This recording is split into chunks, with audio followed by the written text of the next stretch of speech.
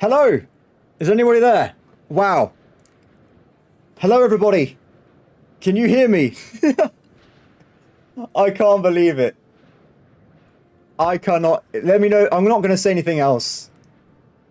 If you guys can hear me, reply in chat, please. Guys, I've been talking to myself for 26 minutes. And I've been playing the game the entire time. I'm not even joking. We did some things. I've been making progress. I'm going to wait for a reply before I do anything in the game. That is probably one of the most incompetent things I've ever done in my YouTube career at this point. Let me just get the chat up again. Okay, I'll wait a little bit. I can hear you now. Okay, great, Marty. Brilliant. So you may have missed... I was going to say this would be exactly the same as what we just ended the video with, but I literally have been playing for like 20 minutes, so... My bad, everybody. My bad. On my screen, it said it was excellent quality recording. I was like, that's perfect. I'm on live streaming. Hello, everybody. Welcome to EU5. Unfortunately, I can't do exactly what I was going to do earlier because I've already played a little bit, but this is our game of Sweden. It's not the same as it was at the end of the video. It's a bit different, but we're getting there. We've had some events. I had like another 2 plagues, and apart from that, we're still poor. So that's pretty much the extent of it. So what I was going to say, is there any questions at all or anything like that? Just feel free to ask. This is a very chill stream. I'm just playing this for fun. So anything at all, let me know and we'll go from there. I can't believe that, guys. So that means you missed the Reformation? Oh, no. Things have happened. That's all I'm going to say. So we've actually got to a point where we've entered this second age, the Age of Reformation. This means we get a bunch of new tech options. In fact, we've already researched some of them. So if we go over here for a little bit, we've actually already researched a new technology. Like we get reduced costs of privileges, and also we are starting to improve relations as well. I'm so upset, guys. I'm so sorry.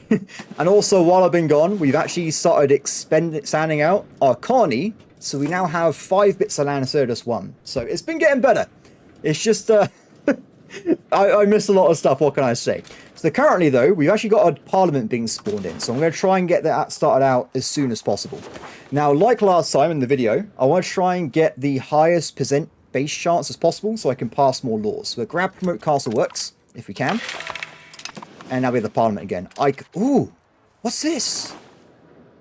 Estonia. This is perfect.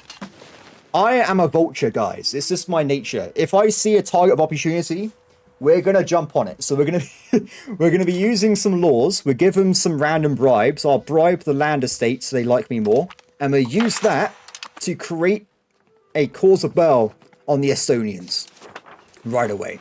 Now, unfortunately for these guys, they have no allies. They're absolutely pathetic, and their army strength is, I don't even know what it's gonna be, 648 people. That's not a lot of people. I'm going to declare war on them right away. And just get to it. Done. Now, early game wars are really weird because no one has any military. So my entire army is going to be made up of peasants at this point. So if I go and look over here, I can raise troops across the nation. In total, we can get 6,790 levies to fight in my wars. That's too many, by the way. So I think we'll just call in probably just like 1 or 2 groups. Every time you call in levies, they actually die in battle, so you have less economy. And also, when they're fighting in the fields, they're not working, so you get less income. So you've got to try and balance that a little bit. Now, if I have a look around, how do I get to Estonia? I think we can't swim it. It's a bit too much for a jump there, so we have to, we have to get some boats. So if we try and get ourselves some levies for the boats as well, we should get some ships we can use to sail over and attack the enemies. Also, look at this. Finland has raised their banners. I love the graphics in this game, by the way. They are absolutely beautiful. What else is going on? We also got Scania as well. They got nearly 3,000 troops. They're pretty impressive. Because these guys are disloyal, they won't help me at all, by the way. So, bit sad, but it's what it is. I think the king himself should lead the charge. Actually, let's not do that. He might die in battle. Let's equip this random super unit here. He has 96 out of 100 martial stats, so pretty badass. This improves the morale and the damage of our entire army, so pretty handy. Okay, let's go over. Now, oh, they got a fort. Damn it. So normally, early game, because everyone's poor, there's no fortifications. unless you're in like Europe where everyone's rich. So for the most part, I can actually go into the coastline, land my... Actually, let's not do it right there. Let's go somewhere a bit else. Let's go this way. Oh, I can't change it because I've already started the attack. Fair enough. We want to be grabbing this location here. This is actually their capital city. If we grab it, we might be able to end the war without actually having to take over the fortress, which will save us a lot of time. Now, as we're doing that, also we got Parliament still ongoing, but there's not enough support to get another law through, so we'll just leave that alone. Done. Good, my men. The game, by the way, changes the graphics as we fight through. So if I get like more advanced units or I have more like archers, you'll see that reflected in the graphics here. So right now we have peasants. That's pretty much all we can see. Awesome. So I'm not sure where the enemy army is, but if they do call them up, there's 252 of them. So we really haven't got a problem here. Excellent. So what I'll do with this, by the way, because I can't really... Oh, we captured slaves? Oh, I'm Norse. Forgot about that. That's awesome. I have absolutely zero game experience with slaves at this point, so we have to learn how that works and see if we can use them to our advantage. Let's get more land, shall we? Now, unlike EU4, if you grab a province capital, it will automatically capture the surround... There was a battle. I completely missed it. They're all dead, everybody. We killed them all. Excellent. More slaves. Excellent. Yeah, so as it automatically captures the surrounding area, it means you haven't got to capture the entire nation, just certain parts of the nation, which is pretty good for quality of life there. Okay, looks like we've maxed out relations with Poland, and we also can pay back a loan, which I will do. If we can. Excellent. Okay, cool. So, war score-wise, we're at 42%. I'm pretty sure after this, we should go up to nearly 100%, and I can end the war pretty much immediately. We're actually going to make these guys into a vassal, so they can start paying me money. Because they're too far away from my capital, it would be pointless if I owned the land myself at this point in the game. We have to wait for some better technology. Okay. Let's see. Oh, by the way, now we're actually live. Can people hear me okay? I set this up early this day, so if it's wrong, let me know. And I can tweak stuff on the fly. Allow slave conversion. Interesting. So I actually only have one choice. They have to have their own religion, which is okay, I guess. It gives them more literacy and stuff and humanism, so I'll take that. That's fine. Done. Change policy. Look at this little achievement there. I don't know why, but Paradox is obsessed with platypuses these days. I don't know. They are pretty cute, but I'm still not sure how that happened. Where is this? Is it that one? Done. Sounds okay to me. Excellent, Marty. Thank you very much. Excellent. Thank you, AJ. Thank you, Devon. Like I said before, though, if you've got any questions, now would be a good time to... Well, the entire time would be a good time to ask, because I have played this game for nearly 210 hours. All I've been doing is playing this, so I have a pretty good grasp on the mechanics. I'm not going to be like the generalist that has like nearly 1,400 hours or whatever, but I do know a few things here and there, so feel free to ask. Excellent. More slaves have been captured. So with that out of the way, let's make these guys into a fiefdom. We can't do it yet. There's not enough war score. Now, as well, if you haven't got enough war score, if you just go and sit on an enemy fortress, it will pressure them into giving up. So we can kind of use that as a quick way of not wasting our time. And there you go. Do you know what actually I'm going to do? Scratch that. We'll try and get more war score so we can get money off them and go from there. So look around. What's this? Reduce trade investments or less happiness. I think we'll go for the trade investment technically at the moment. I'm still wondering how messed up your schedule is. So for the first... I was actually playing on average 18 hours a day, so I was sleeping for 4 hours. I literally went to bed, woke up, I'm like, I have to play EU5. But last 2 days, I forced myself to go to bed at like, I know, 10 to get 8 hours sleep, so I'm not stupid for the stream. It didn't work because I didn't start the stream for 25 minutes after it should have started. So clearly that my efforts were wasted, but we'll have to see. But also, I'm going to be playing this like a lot for the rest of the year, so I thought I have like a schedule set up, so I'm not just no-lifing it for the rest of the year, pretty much. Okay, so with that out of the way, still haven't got enough stuff. How are they recapturing their territory? What is this? Control of partner is changing due to capital. Ah! Where's the capital?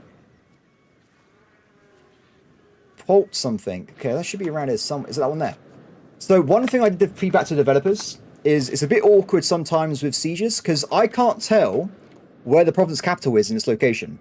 If it's important, like this place here, it shows you this giant star. It's really obvious. This place, though, I have no idea. I thought it was the place of the flag. I was clearly wrong there. So I hope they do change that to make it a bit more clear. If you're playing in, for instance, this region here, it's so hard to see the flags. It really is. So that's a bit of a quality of life I hope they work on before release or just after release. Somewhere around them. Excellent. Give me more slaves. Perfect. Excellent. My empire grows. Actually, no, it doesn't. We still need more war score.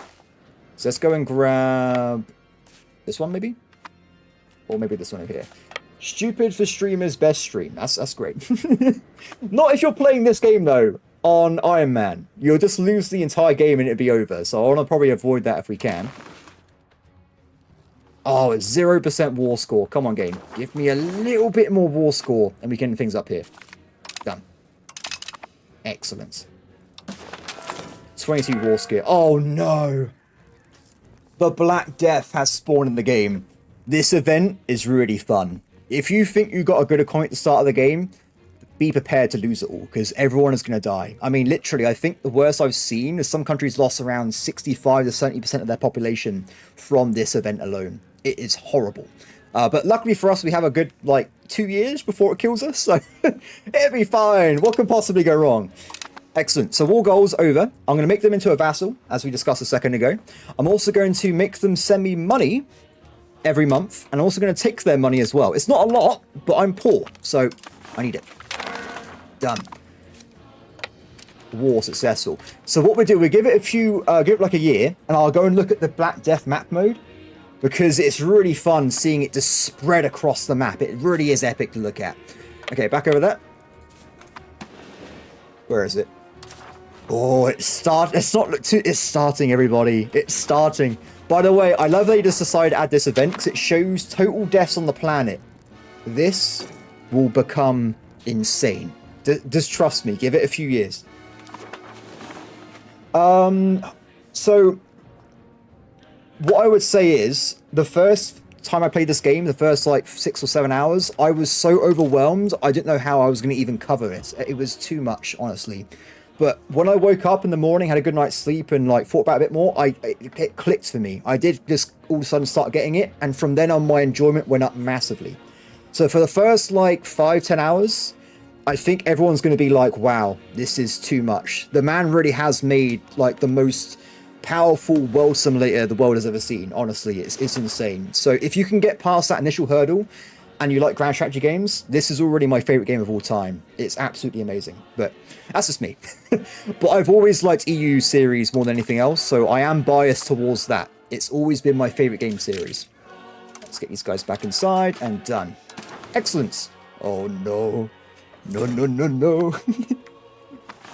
It'll be fine. Don't worry about it too much. Okay, more money. Now, in terms of what to prioritize, I'm not sure if we want to be getting rid of the loans first, or we want to be making money.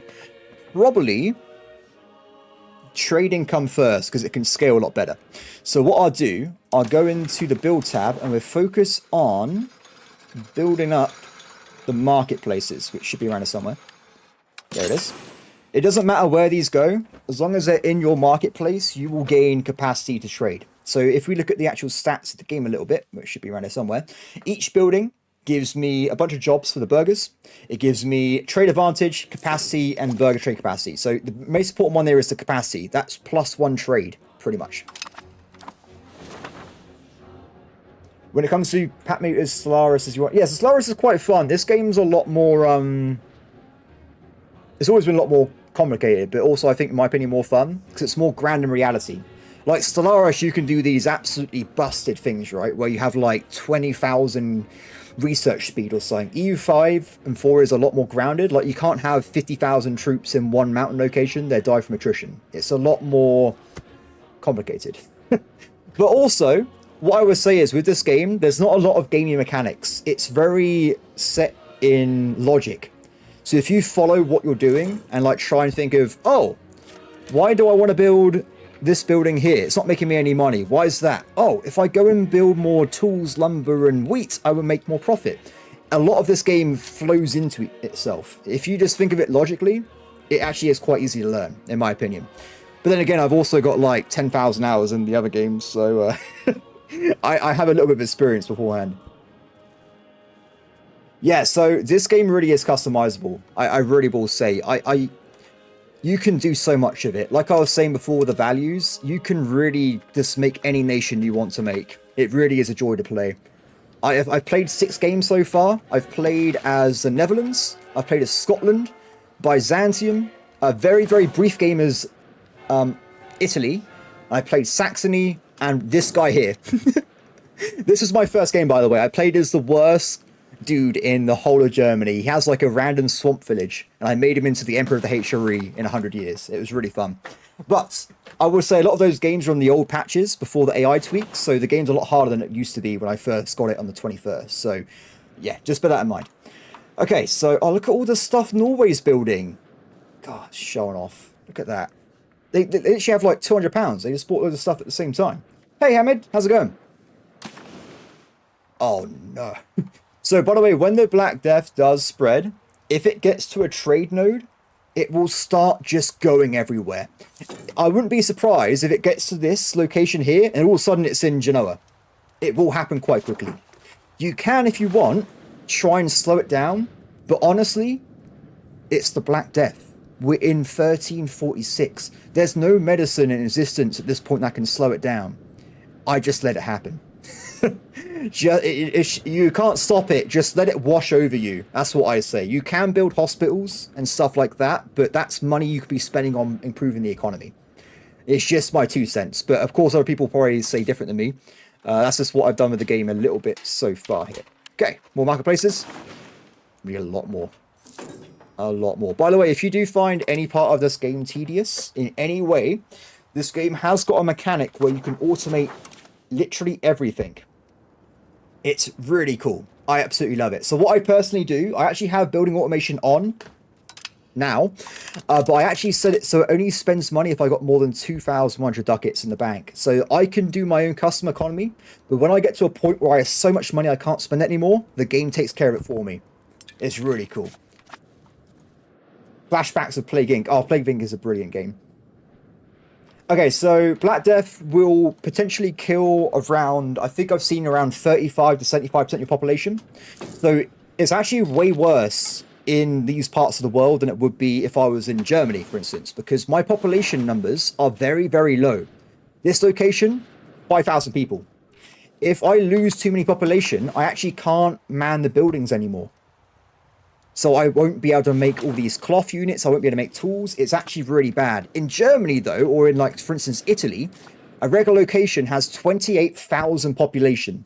So if they lose a third of that, they can carry on working.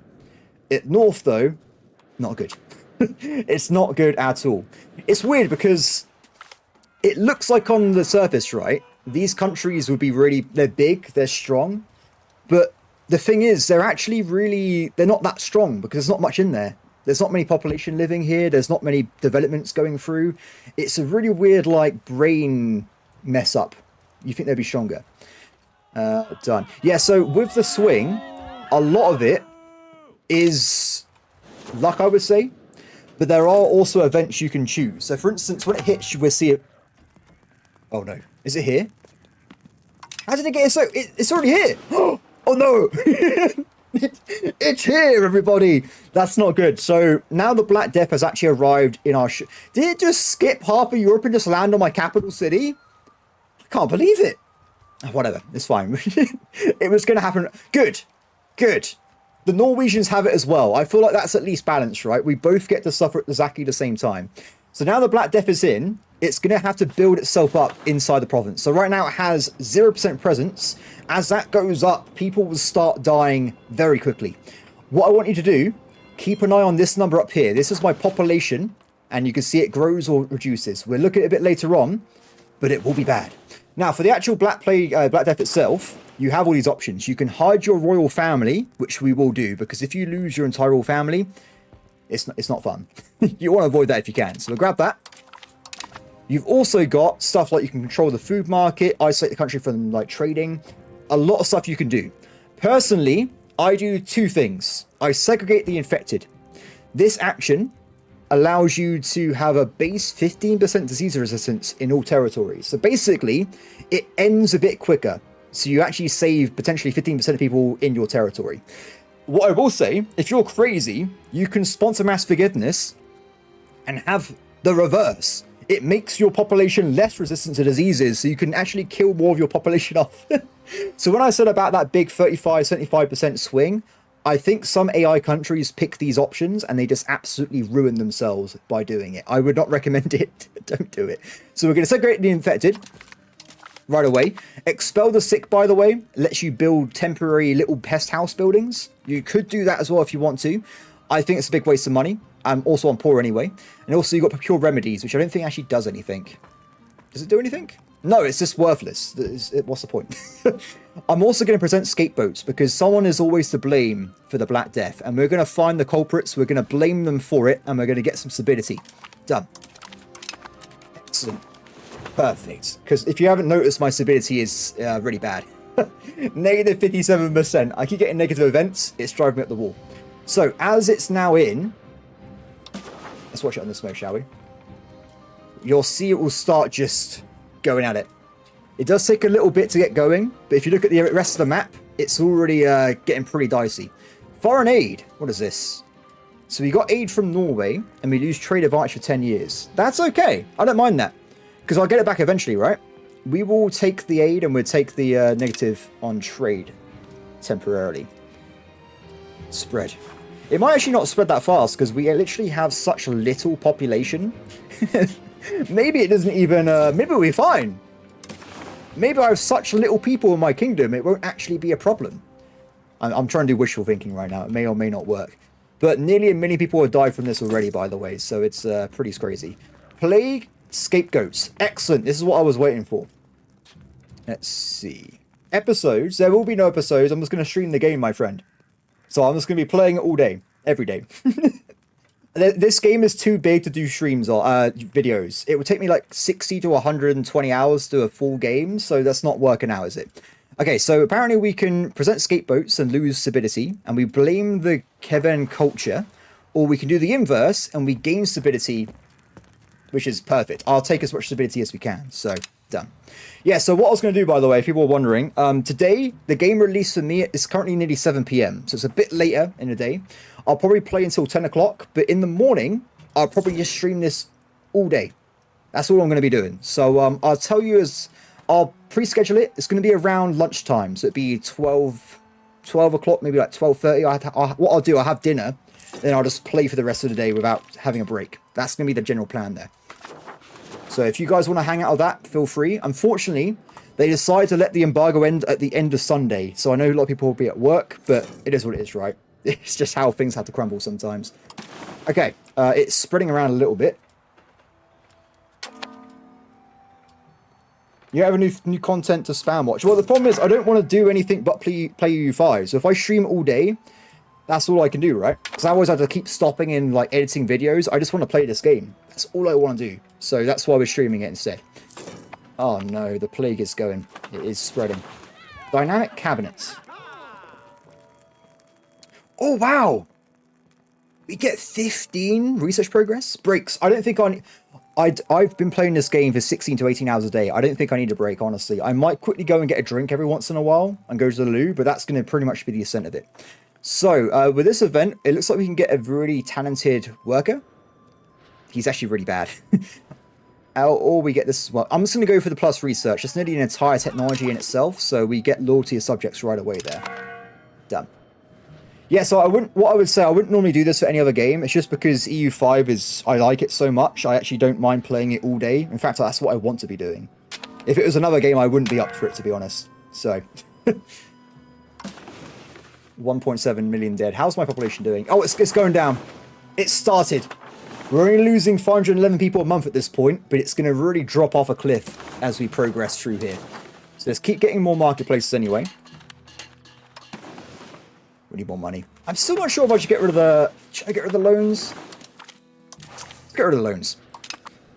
Having loans, if we have a look, I am certain it messes up my crown power. Yeah, look. Negative 13% due to loans. We want to get rid of this because it's going to make my kingdom run worse. So, pretty important stuff there. Oh, no. Oh, no. It's going to go down. If I didn't give away loads of my territory, this graph would just be dropping off a cliff. If I go and look at, say, Novgorod. Oh, no. It just drops off. It's so funny. Ooh. They've lost 1 million people. This is way better than Bandlord, Marty. I'm not even going to hide that fact. But I've always liked grand strategy games, though. I really should have just started doing that instead of RPGs, because nearly all my playtime is in EU4. I have like 5,000 plus hours in it. If I'm ever editing a video, I'm playing EU4 in the background. I'm obsessed with it. I always play these games. I absolutely love them. Okay, I still would love it if we can get rid of that damn cost economy. There's still a lot to go through, though. I do really regret this. You could, in theory, reduce it so it costs less, but then it's going to take longer to finish.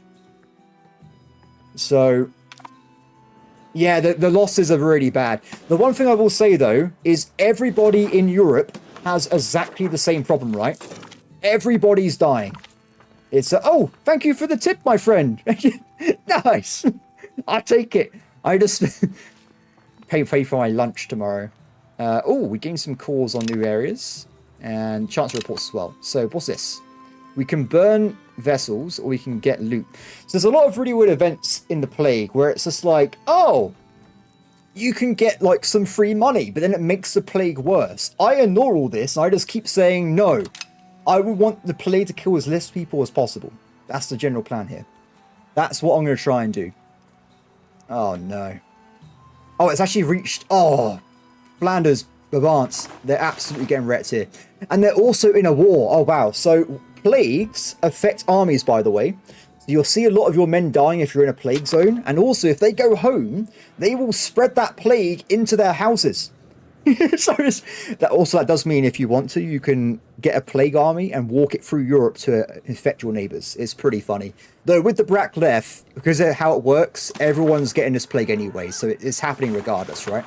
Anyway, so Holy Relic has been discovered. So we can put it in the museum, or we can just sell it to some dude. We'll put it in the museum, because we get an achievement. Look at this little guy down here. It all belongs in the museum, little platypus man.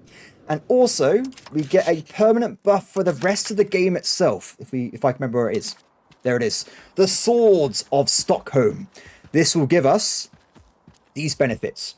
Not a very big benefits, but bear in mind, you'll probably have like 20, 30 bits of art later on in the game. So if you get loads of these, it actually stacks up quite a lot. So it's pretty cool. You can steal them, by the way. So if you... if you are so inclined, you can just go into someone's territory and be like, oh, thank you very much, I'll be taking that, and just walk away with it.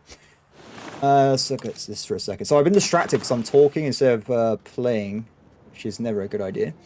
Let's have a look around. I think we want to probably be improving relations with our vassals, just so they get to a maximum, so we get more loyalty off them, and also they help us in wars and stuff as well.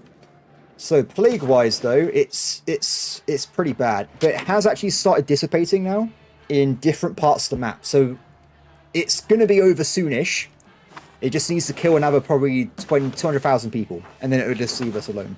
So how it actually works, by the way, if you look into a city, you've got this little modifier here. Plague, resistance, and presence. Eventually, as people die, they become resistant to the plague. And eventually this knocks out this. It keeps growing and growing until it just gets kicked out of the location. So there is a kind of limit on how this works. You can also see that we are currently pretty much immune from the Great Pestilence, from influenza. Well, not so much, 50% on these ones. It's a pretty cool mechanic. This also means if you go to the New World, the natives would not have protection against any of these locations. So if they catch your basic illnesses, they will get wiped out like in history. So it's pretty awesome. So if I start talking too much, I'm too excited, okay? I've been wanting to stream this game since I got it. And I can talk about it all day, every day. So I absolutely love this game. I'm really enjoying it so far. So, okay, apart from that, oh, look at that tax debuff. That's not good. Let's actually put that onto automated for now. Oh, actually, how much was I making? Screw it. More income, more income. This setting, by the way, will set it to 50% tax and stability. But because people hate me so much, it's below that anyway. So I'm technically not making much tax of anybody. But that's okay. If we get rebellions and stuff, I'll just destroy them. It's not a big deal at the end of the day. It should be fine. Okay, speaking of rebellions and stuff, I've been distracted. We should probably be converting the population over to paganism before I forget it too much. And also, I think we might be getting this guy to convert people into our culture as well. So for the most part, most people in this place is Swedish already, but Gotland's not. So we're trying to convert these guys over to being Swedish to get more levies. What is this? I'll pick the option that doesn't involve less stability. How far does E go in timeline? Okay, so yes, it actually ends on 1836. It ends on the exact day Victoria 3 starts. So they did that on purpose. So if you want to do a mega campaign and play through all the games of a converter, you can do that. It's pretty cool. So by the way, in my 211 hours of playing this game, I have not got past or into the 1500s because I keep restarting. That's not because I'm weird. It's because they keep releasing new patches and I keep wanting to start on the new patch. So for this game though, this is the released version of the game. If I press escape quickly, you will see we are firmly in Europa Universalis 5 1.0.0. We have the release build, everybody. So this should be fine. I imagine on release day, there might be a little like patch as well. But for the most part, we've got it. Oh no. My king died? No. He died from the plague? Oh, she's better at running a country though. Yeah, that's fine. Yeah. If anything, it's an improvement. I feel like we've improved our country's running with that guy dying. Just don't tell him I said that. More debt reduction? Perfect. Yeah, what have we got? Oh, look at that graph. Look at that graph. How's it going? So it's pretty much over. It is leaving us. We currently have lost 182,000 people. Worldwide, it's 18 million people have died. Most of that is in France. Nearly 2 million people have died. That is insane. Yeah, it's crazy. By the way, I like how the game pushes out individually. By the way, your rivals lost people as well. I love that. Scotland got wrecked. I don't know what happened over there, but they've lost people. They're going down, everybody. The Scottish are going down. By the way, Scotland, really powerful country to play as. It's really fun. If you want to like maybe start in that area and not play as England, definitely give Scotland a go. It's brilliant to play as. Okay, so let's do a little bit of changes, shall we? Because I'm talking a lot, I'm probably going to miss a lot of what I should be doing in this game, so I do apologize for that. Let's get a little bit of diplomatic income. What I'm doing, by the way, when I move this up and down, is I'm looking at this. This is how many diplomats I get per day. Plus 10 is totally fine. So I feel like it's a pretty good number to have, and we get ourselves more diplomats to use for different events and stuff. What happened to Belright? I don't know what happened to Belright. Did I go on holiday? Or, no, I got ill, didn't I? I think I caught a bout of ulcers, and it lasted for like 4 weeks. I'm not even joking. It was like the worst bout of ulcers I've ever had. And then after that ended, I went on holiday. So it was a bit of an awkward situation there. It was a bit of an awkward one. Oh! What? Okay, so because Scotland's at war, we can actually jump over and join it against them. But I'm not going to do it because they're fighting a random Irish clan and they've already killed them. So it's not worth my time, really. But fighting rivals is a great way of just slowing them down. Sometimes you get territory off them as well, and it's just fun fighting in wars. So I definitely recommend if you see that pop up, just go and fight someone, guys. Like, when I was playing as the Byzantine Empire, I spent most of my time fighting the Mamluks for no reason at all. It was just fun. I just had a good time with it. It was all good. Okay, let's have a look around again. Oh, we need more money, guys. We need more money. Philip, I love that you're playing my country. Oh, cool. I'm actually quarter Swedish myself. That's why I picked Sweden over Norway. And also, Sweden has loads of custom, which I can't find. They got loads of custom modifiers. So they get like special units later on. They get like special events, special benefits and stuff. Really cool. We'll see them later in the game, but we will get some unique flavor while playing as Sweden in this current game at the moment. So looking forward to it. Excellent. 50% of people, by the way, in my capital province are now Norse. So the conversion is working. We are getting towards having a more stable society in that location. Now, in terms of the plague, though, where is it? 210k dead. And apparently we're trying to find a cause. If I say no, they're very angry. What we're going to do, we're going to use this to probably improve one of my estates a little bit again.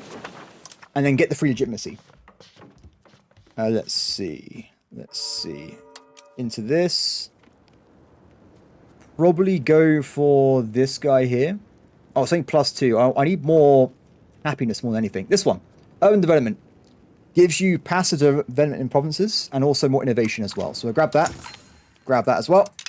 Done. Oh. Excellent. Excellent. I might actually turn off diplomacy spending a little bit until we balance the budget. When you're in the this time period with the Black Death, it's your country is going to be ruined. I wouldn't worry about it too much. I think it kind of like teaches the player that things can go wrong and you can bounce back from it. This does seem bad, but it's in a few like decade or two, you won't even remember it happened. You would have bounced past it at that point. Because it affects everybody, it's a great equalizer. Like no one's really getting too messed up by it for the most part. Unless you happen to be one of the worst countries affected. Unless you happen to be France or Castile or England. Yeah, they're not having a good time still. Cool. Okay, we're currently losing a little bit of money. That should go away in a second. So look around. How is my happiness going on subject still? So Estonia is actually now positive. So if there's a war, they will come and join it with me and actually help me fight, which is awesome. Yeah. So they actually changed it from the early beta builds I was in 2 weeks ago. This number here, it actually used to show you the entire planet and used to be able to see China. China loses, I think, 30 to 40 million population. It's really bad. I don't, it's like if you, I can't imagine, like they literally lose just the entire population of most of Europe from this plague. It is absolutely devastating. It really is. Okay, anyway, I need to focus more on actually playing the game, don't I? So we're not going to get anywhere. What is this? More satisfaction. That is great news. Can we fit in another policy with the church? So let's have a look around a little bit. We need something that gives me happiness. That's the main thing here. But I don't want to pick anything. Because if we grab spiritualism, I want to move towards humanitarianism. So we've got to be careful with what the static changes are going to be as well. So the only one here I actually do like would be this one. But it doesn't affect my happiness at all. So kind of pointless at the moment. We'll go for expansion assertory. Gives us +5%. And it means if we're attacking another religion, it's cheaper to take stuff off them. And currently in the game, everybody is another religion. Because we are the only Norse nation in the entire game. So it's perfect, everybody. It's absolutely perfect. Excellent. Okay, tax. Tax them. You don't understand. I need the taxes. I'm living life. This is going to cause rebellions at some point, by the way. I wouldn't normally play so crazily, but I don't know, we're not. Maximum taxes. For a maximum good time. That's what I always say. Okay. Black Death, you gone? It's pretty much gone. It won't come back. That is going to be it. What I will say is you can get randomized Black Death plagues. I had a game where it spawned in my country before the main one spawned, and I kind of just bypassed the entire thing, but I already lost half my population. So with the final death toll, though, we're at 216,000. So if we have a look, I was originally don't look at the 901k because I gave away territory. I was at 473, so we lost around like 45-50% of the population. So not great, but also it could have been a lot worse. It could have been a lot worse. Like this. Oh, actually, I think they did better than I did. There was a big random aspect to it, so you're kind of just in for the ride when it comes to the play going through there. Okay, awesome. So, other things. We are currently improving relations with Estonia, but not Finland. I might try and etch my way up to get an extra diplomat. This is a bit cheaty. Well, it's not cheaty, it's just how it works. If I maximize diplomatic spending, I temporarily get plus 0.4 diplomats a month. What I'm going to do is I'm going to try and speed my way through to get one diplomat, start improving relations, and just turn it off completely. It should work out. It should be fine. What is this? More events. I will pick research points again. Very nice. A lot of the events are kind of just randomized. You get them over and over again. So once you know what to press, you just keep flying through it, really. One more month, and then we can jump into saving some cash. And then hopefully we can start building the economy up and doing some invasions and stuff as well. Done. Oh, I guess I don't know if this is how it's going to work, but I imagine it's going to go through North Africa and probably attack Mali. And maybe Ethiopia as well, but I'd never played in that region, so I don't know if you get the event a bit later than everyone else, and you kind of just get smacked by it. Just as you're playing it. I'm not sure there. It could work out that way, but don't quote him on that one. Scotland's at war again? Are you serious? Or is it the same war? It's the same.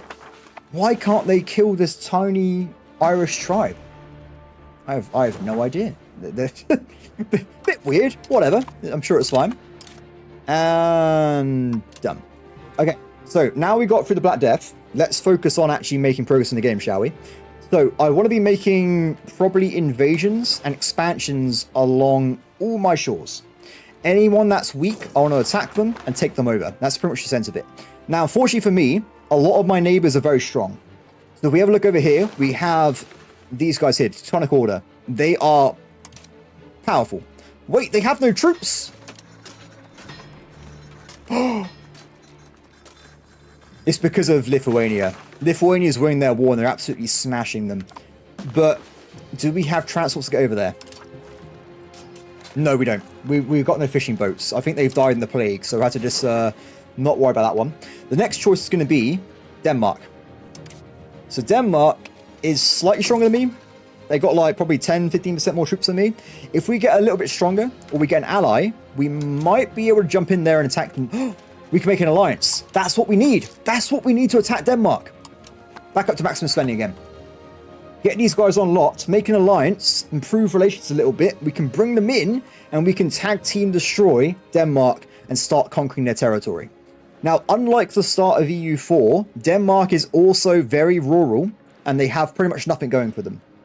So they may look scary with their size. If you take them out now, it's going to be pretty easy. All of these nations are very squidgy. So if we take them out, it's going to be good for us. Good. Parliament has been called once again. Excellent. Okay. So let's think about this for a second. I want to go for laws, don't we? So if we go for increased ties to neighbors, we get temporarily more diplomatic reputation. We'll go for that. And we want to be going for the laws, don't we? As we discussed before. So, no. We will support communal values. And we get plutocratic moments. Done. My estate happiness is really low, by the way. I am playing life on the edge of a civil war right now. It's maybe not advised for most people to be doing this. I'm sure it'll be fine. I'm actually going to be using this parliament to grab a cause of bell on the Danish so we can attack them a bit later on. It lasts for, I think, 5 years. So in that time, we will hopefully have an alliance and we can go and fight Denmark. That's what I'm currently going to bank on. That's the general plan there. How's it going over here? I might put this guy instead on... We need to get some more money from somewhere, don't we?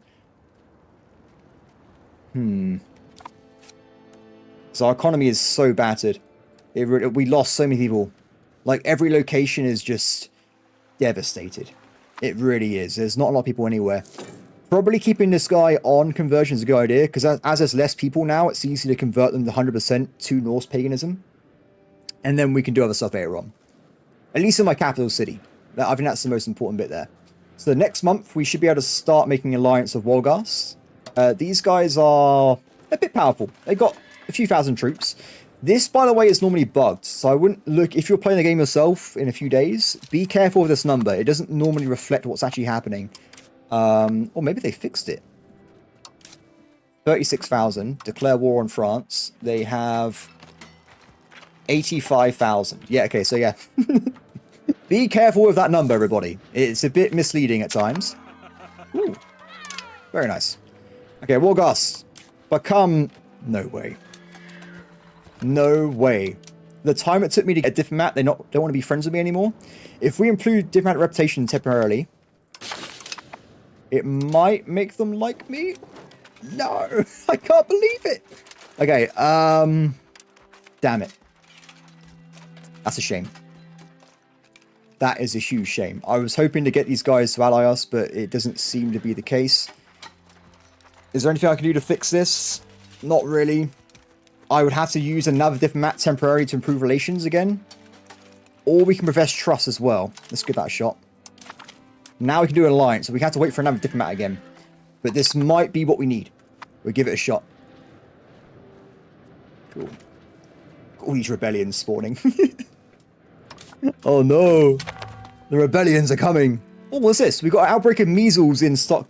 That is my 4th plague in one location since I started this game. How is that possible? It's like Pokemon. We've literally caught every plague in the map. We've had all of them. We haven't had the Great Pestilence, but that's only for the New World. So there's nothing else we can even catch at this point. We've literally got all of them. Poor Stockholm. Poor Stockholm. Alliance, lock it in. No! No! It's just taking the piss, everybody. This is ridiculous. Is there anything I can do to improve my relations a little bit? Oh, that done. Alliance has been secured. Excellent. Okay, so now we've got that sorted out. We'll go up to getting 1 point for diplomatic invasions. And then when we get some trust and stuff, we can go and invade Denmark later on. And hopefully then we can save some money as well. Because right now we're looking a bit dicey with all that. I also need more cash again, so I might reduce some estate loyalty down a little bit. Just so they start regenerating happiness. Because it is getting a bit dodgy with these, well, rebellions. Burghers are totally fine though, and so are the peasants. So at least those two are happy and they're just giving me money as we play through here. Very nice. Literacy improved. Thank you. Wait a second. Okay. Awesome. We also need to try and incurry favors so we can actually call them into the war. So that we've got to use 1 more merchant for that, or a diplomat. And then we can move on. Okay. This game has burghers trade stuff automatically. It doesn't make you any money. It just takes your resources and the money vanishes into the ether. Never improve the statistic. It doesn't make any sense. Or just do anything else. There's no point in you just having like void money because it deletes it from the game. So just don't worry about it. Curry favors. Go. Excellent. Done. Perfect. We're still losing a bit of cash, but that will change very shortly. And also in terms of my vassals' happiness, they're all loyal at the moment. Interesting that some words are in Swedish. I don't know what on earth the words in Swedish say. I just don't worry about it. Oh, you're on about the estate names. These ones here. So the reason I know what I'm doing with the estates is because I played the game for a lot of time already. I know this is crown. That's nobles, clergy, burghers, peasants, tribes. So I know it's legionalized. I don't know what on earth that says, but because it's the same color and the same icon, I know what it is. So, but I think each region has its own like little regional like naming stuff, which is a pretty cool feature actually. I do quite like that. It's very cool if you want to play a certain area and just like live in it, I guess. Done. Excellent. We're making money once again. Perfect.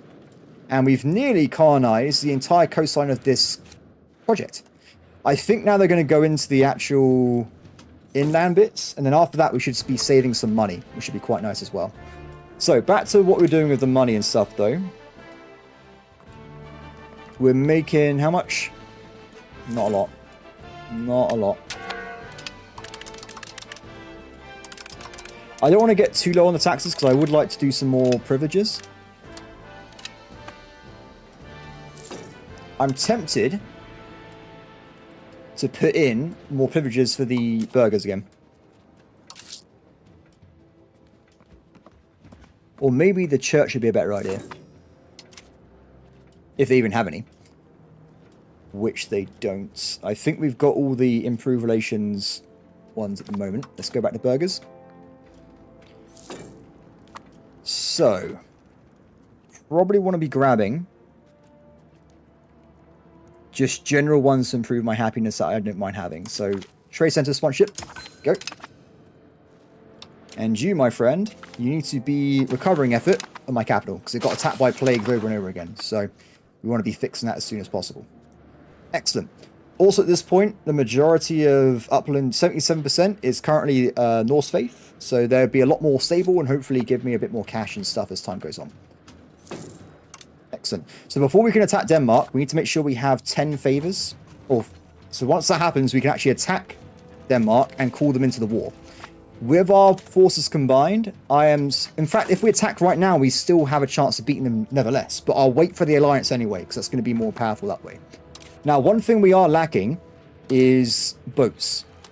If levies die in combat, or unfortunately it's a bug right now in case of the boats, they have to take around 25 years from 0% to go back up to being usable again. So you've got to be careful with levies. Now, land levies, if you have like a 1,000 population, 500 die, and you put them back into storage, you'll still have 500 pops to call back up again next time. So it's just the boats currently are bugged. If you ever call them up, they go back to 0% levy preparation, so it's a bit annoying. We could, though, build a single ship. No, we can't. We haven't got a wharf. Ah, damn it. I was going to build a single ship so we can move our troops over ourselves. We might have to do that a bit later, though. We'll get there, though. I'm sure it'll be fine. Excellent. Good work. And more actions from our cabinet. About to convert in Gotland over. Gotland, I think, has got quite a lot of population, so if we get them switched over, we'll have more troops in the wars and stuff as well. What is this? More negative stability. The game is really just wrecking me with these negative events. I'm getting them over and over and over again. Well, back down the stability we go. Ah, game, give me a break here, please. I just want to get some good. Just give me a break, game, please. I beg of you. 4. Okay, probably another few years. We have to attack just before the timer runs out, I think, on the Korsabel. So we'll give it another 3 years, and we can probably jump in there and do some damage. Good news is, though, we're back into making some cash again, which is good for us. I'm actually tempted to keep paying off the loans for now, I think. When we get rid of them all, it'd be fine, right? We will be able to invest in the economy instead. Let's keep going negative. I think 30% is like pre-rebellion numbers. Like if we go below that, it's going to be quite bad. But I just need as much money as possible at the moment. So definitely regret bringing in the stability, the cost of this colony, without a doubt. Let's grab that. Done. Shame, because if I wasn't for that event, I would have actually had a stable economy the entire time we played. It's just because I got like an area of £250 all of a sudden, and now I'm paying loads of my money into interest. So it really did slow me down there. Probably would have been worth not doing it in hindsight, because we could have then had a war goal to attack these locations, and it would have been really easy to hold it on our side of the ocean there. But it is what it is. Is the Black Death still going on? Oh, now it's hitting China. There you go. 22 million dead. Not having a good time. We actually do have a bit of time where we're not doing anything. It's actually quite rare. Early game, this can happen if you're literally just got no economy. Normally you'll be working towards some kind of war or some kind of like building initiative, but I guess not today apparently. By the way, a noble state will be spawning in quite soon. This means they are going to take over part of my country and try and kill me. Now, the good news is, because I have no forts apart from my capital, as long as my capital remains loyal, we can literally just instantly kill these guys off. If it does spawn in. It's going to probably happen at this point, and we just have to kill them off. But it should be fine. My capital has most of the population, and they've also got all Nordics, so they should be very, very loyal and ready to go. Check this out. 35 money from an event. Finally, a good event. Thank you very much. Give me money. Give me more money. Are you gonna finish in time for the, I don't think we're gonna get enough stability in time for the invasion. If that does happen, we will attack them regardless, without their help. But I would like it if I can call in some backup. If I improve my reputation, it should increase the rate we generate favors. I think. Maybe it won't. You cannot gain trust more than your favor level. Oh, it's because we're a different region group. Interesting. Let's do that. There you go. We should be back to regenerating stuff once again. Outdated text. I will gain plus 2.5 stability, without a doubt. By the way, stability is reducing my satisfaction. That's why everyone hates me so much. We're getting negative 11 at the moment. So if that does go away, things will bounce back and we should be fine. I really want to invade Sweden. So we got 2 years left. Interesting. And then we can go in. Oh! It looks like I lost my diplomats when I was busy doing other things. Let's get those back up to maximum again. And then we can start the attacks. I'm a bit worried about... So as long as we've got one boat, and Denmark has no navy... They have a navy! They have one combat ship. We might have to hire a mercenary to fight that guy off so we can get our troops onto the mainland. If not, we're going to have a pretty hard time, unfortunately. I didn't think they would start with a boat, though. That's pretty impressive.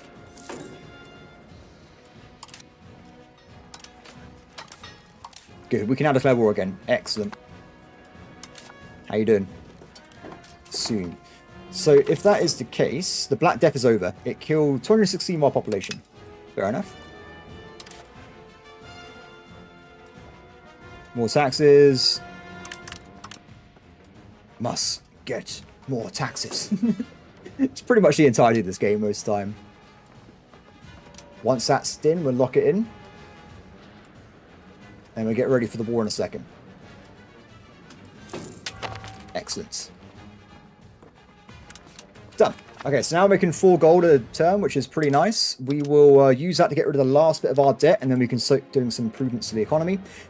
Just for this war, in the same time period... What is this? Counter minister is corrupt. I don't care. That's a bug, by the way. That was actually an event about China. We shouldn't be getting that event. I thought they fixed it in a hotfix, but I guess it hasn't come through on the patch I'm on. But yeah, for some reason we get events from China, and you can be part of the Red Turban Rebellion as Europeans. I don't understand how that's possible. It makes like no sense at all. It is quite funny. Okay, how long have we got? We'll wait as long as possible, I think, just to get this guy up to snuff. 7 relations. It's going to take around, like, They just allied Poland! No!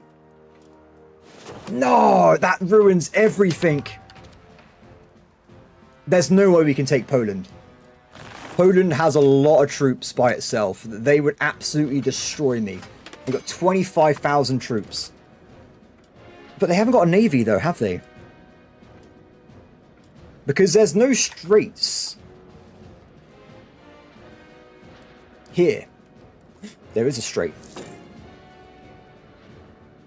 Ah, okay, that's such a shame. That is such a... That ruins the entire thing. You could potentially try and rush a war through, take all their capitals, and then just end it right away. If you get enough war score early on, it might be possible. But the navy's going to cause a problem. I guess we can give it a shot. Otherwise, we're kind of ruined, honestly, but we'll have to be just sat here for a while. I'm going to give it a shot. We're going to just go for it. What can possibly go wrong? Let's make sure our allies are happy, which they are. We're going to go for the war right away. And we have to take Zealand immediately. There is no fear. There is only victory. Raise the armies. Yes, Straits can be naval blockaded. That is a thing that can happen. What we could do, though, is we can hire a mercenary captain.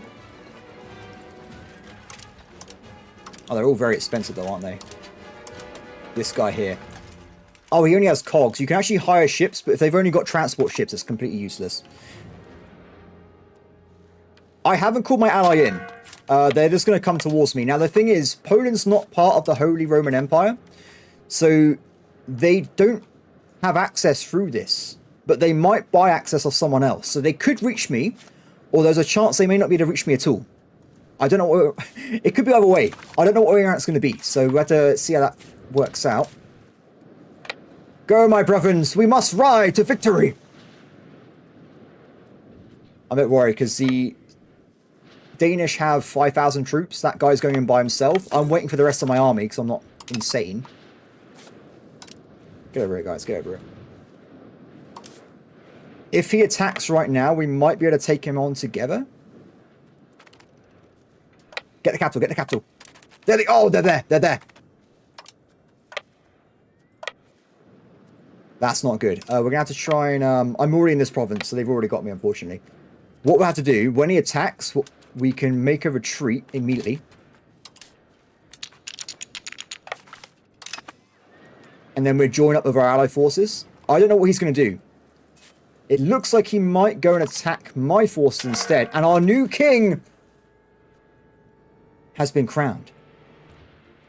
I think that means my son died, but this guy's really good compared to my other ruler. So he's actually pretty badass. And what we want to be doing is having him probably leading our armies, unless we have a combat captain, which we have here. So we'll have that guy instead. This is actually great. This is super handy. Attack that unit there. So battles are very awesome in this game. I want to make sure we have our flanks up first, which we do. So as we go in, we're going to cause a little battle scheme to appear. Now in this game you have 3 flanks. Depending on where you assign your forces, depends on where they go. And if a flank falls, you start doing immense amounts of damage to the enemy forces. So as it's early game though, the battles are going to be very, very basic at the start here. Nothing's really going to happen, but as troops get in, we will start killing off enemy forces. The enemy already had a very, very low amount of morale, so we pretty much wiped them out right away with very low losses on our point of view there. Now, the enemy has been defeated a little bit. I'm going to try and kill the Danish instead of helping my ally. My ally is going to take over the units for me. I will focus on killing the Danish forces. Now, because we have, hopefully, a combat advantage, we need to make sure these guys add up, and they're going to attack me right now. They're going in for a battle. Now, I've got 2 options. I can stay here or go to a forest. It's too late. They're already attacking us. So, we're going to come in, and we've got an advantage. The game thinks I'm going to win because I have a better quality army. If you remember in the video, I picked some modifiers that made my army better at fighting. This is where that comes into play, and it's going to hopefully save us here. Now, what I want to do as well is my daughter. We just give her random education. So, pre-battle, I'm actually going to combine my militias, so they're more strength-wise. They have more strength power, so they stay in the battle longer. And we also want to make sure we do the flanks a little bit. So, I'm actually going to be probably moving one big flank. We'll see why in a second, but this will hopefully give us some power benefits. Here they come. Oh, this is going to be terrifying. So, how the game works with frontage, you've got this little blue bar here. Depending on the size of the battlefield, they fill up the slots. So each unit has around 1 frontage, which is this icon, if it lets me do it properly. This guy here. I can normally get 10 frontage on 1 flank.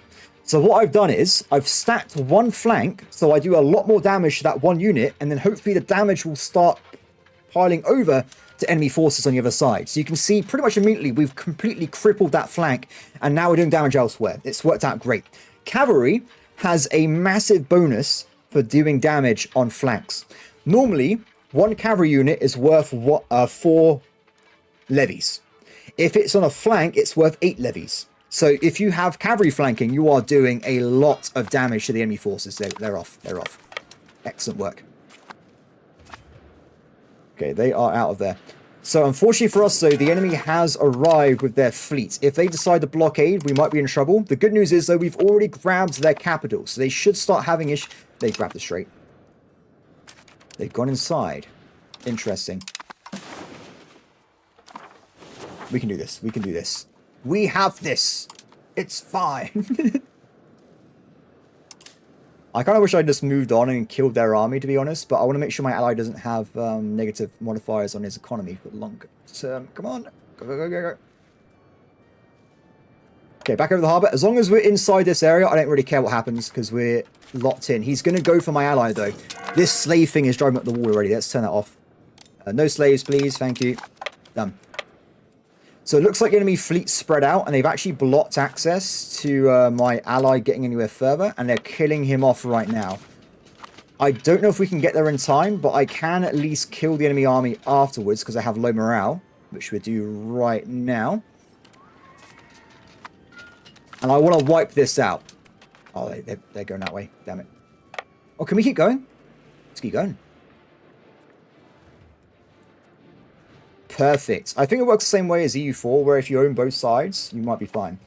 What's that? Watch out, Polish might take the transports and a cavalry charge. I don't think so. They haven't got access to the sea, so they haven't got any transports. Unless they get access through the rest of Germany, we should be fine. The debts. I like how I'm making money in war as well, which is perfect. Now, this is where it's interesting. If I call in my ally, he's part of the HRE. In this game, if you have an ally that's part of the HRE, everybody gets access through the entire territory. So if I call this guy in, it actually makes Poland be able to go through and attack me. So I'm going to ignore that for now.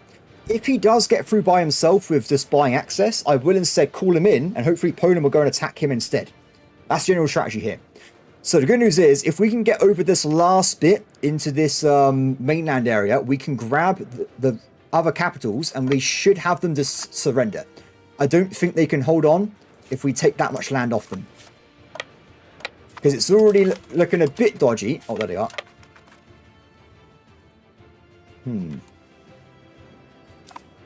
What are they doing?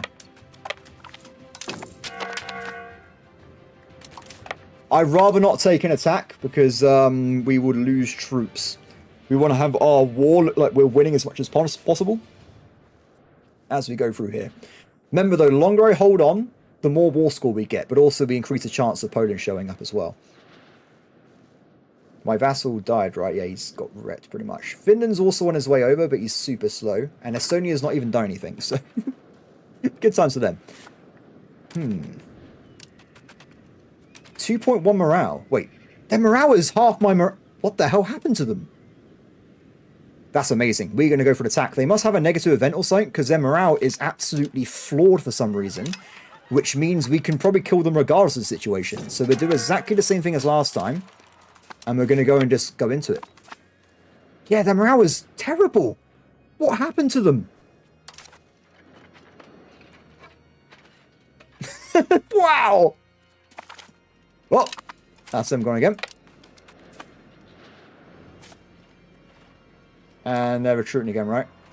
Done. Unfortunately, this game has got a little bit of whack-a-mole. If you guys ever played the original Crusader Kings or like, or even EU4 at one point, there's a little bit of whack-a-mole going on. But if you do get like a lot of cavalry, they attack so fast, they will just hurt people. So you can kind of bypass the whack-a-mole by just having a bunch of deadly fast units. It will catch and kill them as the battle goes on. So that is quite nice. So far, it's looking pretty good, though. By the way, if you're wondering why Poland doesn't just get access, it's different than EU4, where if you want to get access through another nation, you have to physically bribe them for access. It costs me £17, but I think for them it's going to be like 10-20% of their income for a month or whatever. So they may not be able to afford to bring all these money units into bear. That might be why they haven't got to me. Oh, my leader died. That's not very good. Let's put the king in charge, shall we? Oh, I can't. King says no. Interesting. We will grab the guard. Oh, we have no decent leaders here. You, of course, want military stats on these guys, believe it or not, but... Okay, that's all mine. They got a combined army moving in. I will keep chasing them because they have terrible morale. There's no reason why I wouldn't just hunt them down at this point because I didn't realize they were that weak. I wonder if there's a way I can look at their general stats. I'm kind of just curious in a way. Because there must be a reason it's so bad. Oh, we can look in the battle screen, can't we? In a second, we can probably have a proper look at it. Excellent. By the way, if you're wondering if the AI actually helps you in wars, if you ally England, they will always come and help you. It's not like EU4 at all. As long as they have a navy. If they haven't got a navy, they're not leaving the island. But I don't want to attack across the strait. That's a terrible idea. We have to wait a little bit. Unless they're going to just stand there. If that is the case, we will probably go in. I think they actually remove strait crossing damage in this game. Nope. -2 penalty from crossing strait. What we do, we'll immediately pull back to this other region, then we go back in and attack them again without the negative modifier. That's better. So, morale. 1.9. It won't tell me why it's so bad. Shame.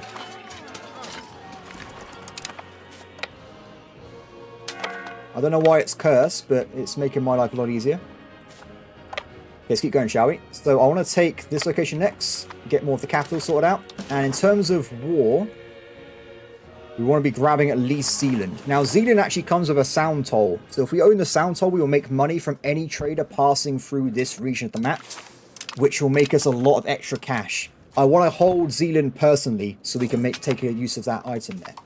And also we got new laws coming in as well. So let's go for Noble Arts, Cathedral. Let's keep going for the Noble Arts. Give them some kind of benefit. Let's go for that one. And change some laws. So, there is a bunch of laws I always do like picking. I think the one we'll go for next is probably going to be... Ooh, this one here. So currently we've got Aristocratic Court, which gives us more noble happiness. But also the cost of court, so increasing legitimacy, costs more as well. If we switch over to this one here, we actually get more proximity benefits and we become more decentralized at the same time. So this is a pretty good benefit for me. And it should increase my money a little bit as we play through. Let's keep attacking them. Their morale is just ruined. Excellent, thank you.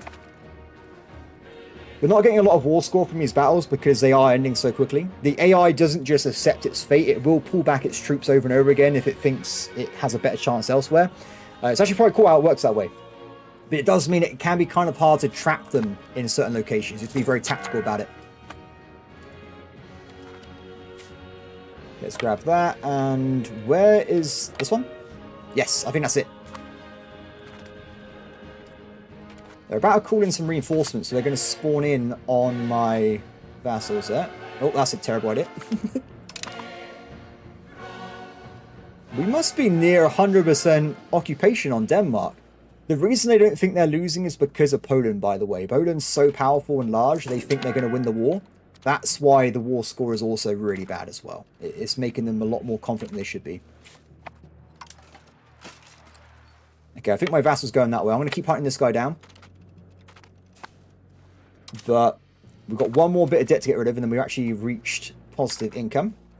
Or stuff we can actually spend on buildings. Thank you. What I'll do, we'll grab this location as well. I'll put the AI on automated mode. So we can have them just hunt armies in a certain location. And if that is the case... Ah, there it is. They will hopefully just automatically kill them for me over time, which would be pretty awesome. Perfect. Yeah. I'll take that. I'm just keeping an eye on Poland, though. If Poland does show up, we're going to be in a lot of trouble. So, how do we end this war at this point? They're very stubborn because of what I just said a second ago. We could, in theory, try and siege down that castle there, but it's probably going to take a long time. I guess there's no rush really. I guess we can just speed 5 or speed 4 it and do other parts of the game while we're working on that. We just got to keep an eye on Poland showing up. Okay, auto AI. I can't talk apparently, guys. I need to go to bed. AI automation. This is really cool. So in the game, any army or navy, you can go in and set custom AI parameters. So you can do carpet sieging, defend coasts, etc., etc. Hunt armies means that they will just go and hunt down whatever they can fight in that region. You can see it's already predetermined that I'm fighting in Denmark, so it's already put this in. You can remove stuff at will, and you can do like very big locations as well. Like I can just be like, oh, just go and kill Poland. It doesn't matter. So put that automation on, and they should just start working in Denmark automatically. And with that as well, everybody, we have deleted our very last... Oh, that's the wrong button. Damn it! No loans. No, I get extended to these... Oh, cost more temporarily. It'll go away. It's fine. Kill them automatically. Kill them all. Done. So let's reduce fort maintenance because we're actually under attack. And we want to go back to probably building marketplace stuff and actually building the economy and stuff as well. They're going to keep attacking us. 41% though. We're getting ticking war score through. So I really just want this place than anything. But if we can etch out more of their territory, that would be useful. We are technically reducing my total income by 20% because all my levies are raised. So if we end the war quicker, it might be faster doing it that way. So we start getting an economy going instead. Keep destroying them. I'm so glad they had this terrible event. It did say at the start of the game they had issues with bankruptcy, so I wonder if they've actually gone bankrupt. Oh, that's not good. Split in half. I will take your land. Why does Bohemia own part of Denmark, by the way? Can someone explain that to me? I don't think that's even at game start. I think it's just something that happened while I wasn't looking. Oh, no. Well, that's unfortunate. We're now going to passively start losing diplomats due to another negative event. It seems very common, doesn't it? I'm getting a lot of these. It could be worse. There's a really nasty event called covert actions that just cripples you for like 10 years. It is insane.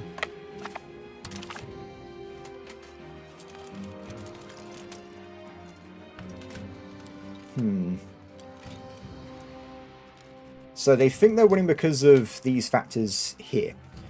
Alliance war score, 37% negative, military strength, military balance.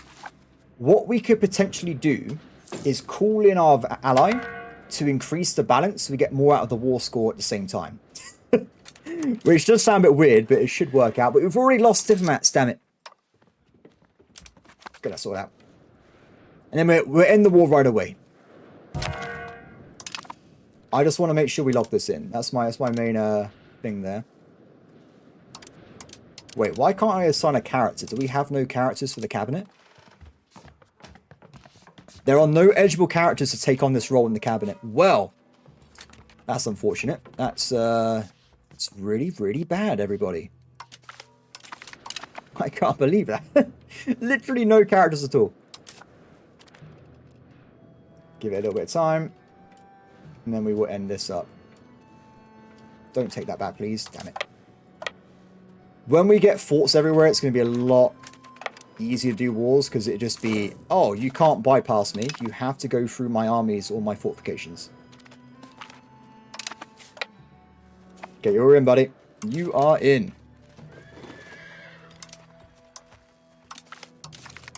Welcome. So that should change the calculation a little bit. They've gone down by around 10, 12%. Just recapture this and we'll end the war right away. Done. Okay, so we can take Zealand. That's pretty much it, unfortunately. We will have to make do with that for now, I think, because it's going to be too complicated. We will take aggressive expansion from this, but we get the capital of Denmark, so pretty handy times. Excellent. Done. So this place is pretty big. It will have, eventually, a lot of income, but not right now. might have a cabinet member died. We got one person we can call in for the cabinet. That's it. I've never seen such little people inside the... It's absolutely insane. We need someone to have kids or something, because like we're going to have no one to run the country at this point. It's absolutely empty. What I was going to say, we need someone with military skill, which we don't have. So there is an action here to...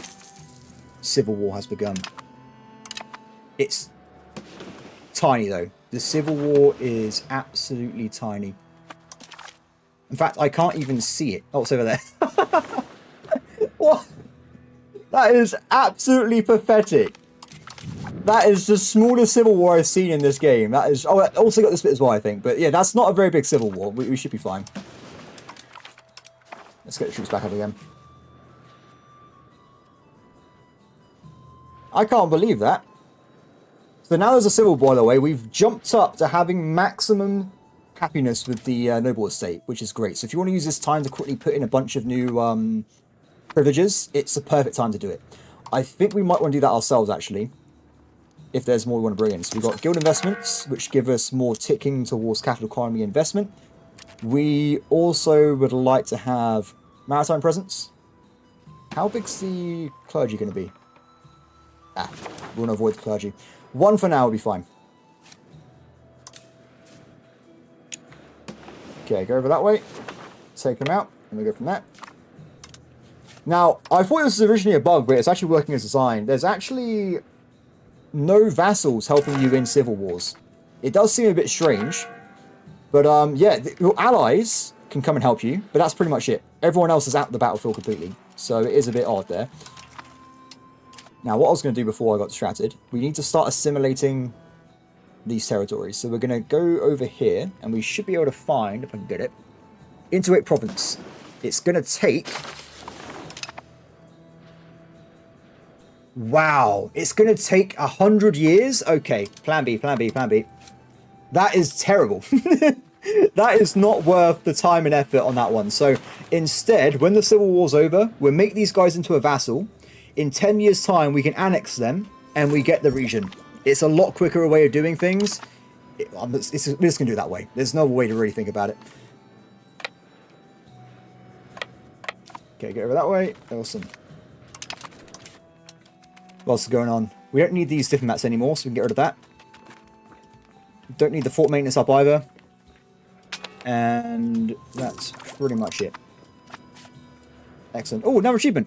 Have a market of your country with a full stockpile of at least 20,000 food. Awesome.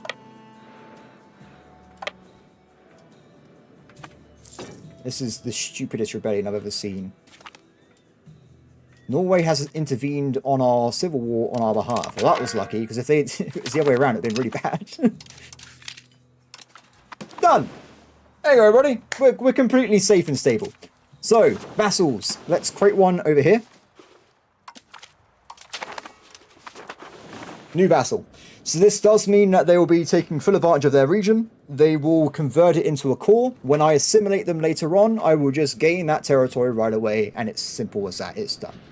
So now we've gotten past the initial, I guess, parts. We've weakened Denmark a little bit. We want to be focusing on making money, because we're really far behind that aspect, I would say. We need to make ourselves a lot more cash. So, oh, also, there's still no characters, unfortunate. You can, if you're in a pinch, I believe you can call in a courtier. We might do this, because as it stands, we have no one's helping us at the moment, unfortunately. Oh, we do have a daughter who's 14 years old. When she gets a bit older, we can bring her into the cabinet, and she can be our extra cabinet member. So that's actually a better way of doing things. We'll leave that alone, and we'll grab that a bit later. So, economy, economy, economy. Let's get that sorted out, shall we? So, Stockholm's making less money than before. We're still making quite a bit of cash from these tailor areas, but nothing else is really going on there. Trade is still probably our best income source. So as I said earlier, before I got distracted by everything that happened, we want to be jumping in and just increasing the amount of trade we have as much as possible. So if we go back over to the markets, let's start that working out. And we can currently build market. That's the wrong thing. That's a market village. Marketplace. We can build them in these locations over here. Doesn't matter where, as long as we get money, it's fine. Can you guys finish this damn colony? Take it forever. They're over the halfway point at this point. They have done quite a bit of it. We will get there soon.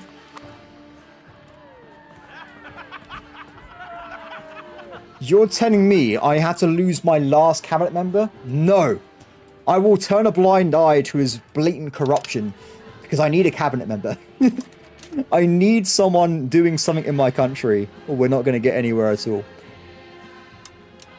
So while they're not doing anything at all though, let's get these guys to... Let's have a look around a little bit. Probably just convert population still. I know it's not the most efficient use of their traits, but I really do want to try and get as many people as possible. What we could do, though, in the capital, is actually increase control, so we get more money from the same area. So we do that instead over here, just so we get a little bit more cash, and this whole area is a bit more efficient to try and improve. Done. Okay. Oh, that's pretty well. How's it going? So that's okay. I can't even see the other rebellions coming in. The Catholic rebellion is going to be really nasty. Now, there's actually an action as well where you can reduce rebellions with cabinet members. So I actually will stop this one from spawning in because the Catholic one is going to be the entire country. We want to be avoiding that as much as possible if we can. Okay, also with our new vassal, we are making a little bit of money as well from Zealand. Not a lot, but it is a little bit. So, better than nothing. So how are we doing with the other parts? So we've got this union, but, oh, I'm still the main member of the union, but Norway's overtaken me in terms of power rating. So we've got to try and get that back where it should be. We can actually try and push in a law.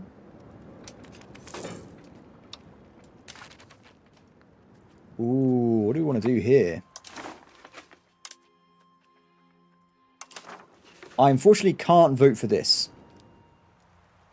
Sweden has enacted unified succession law.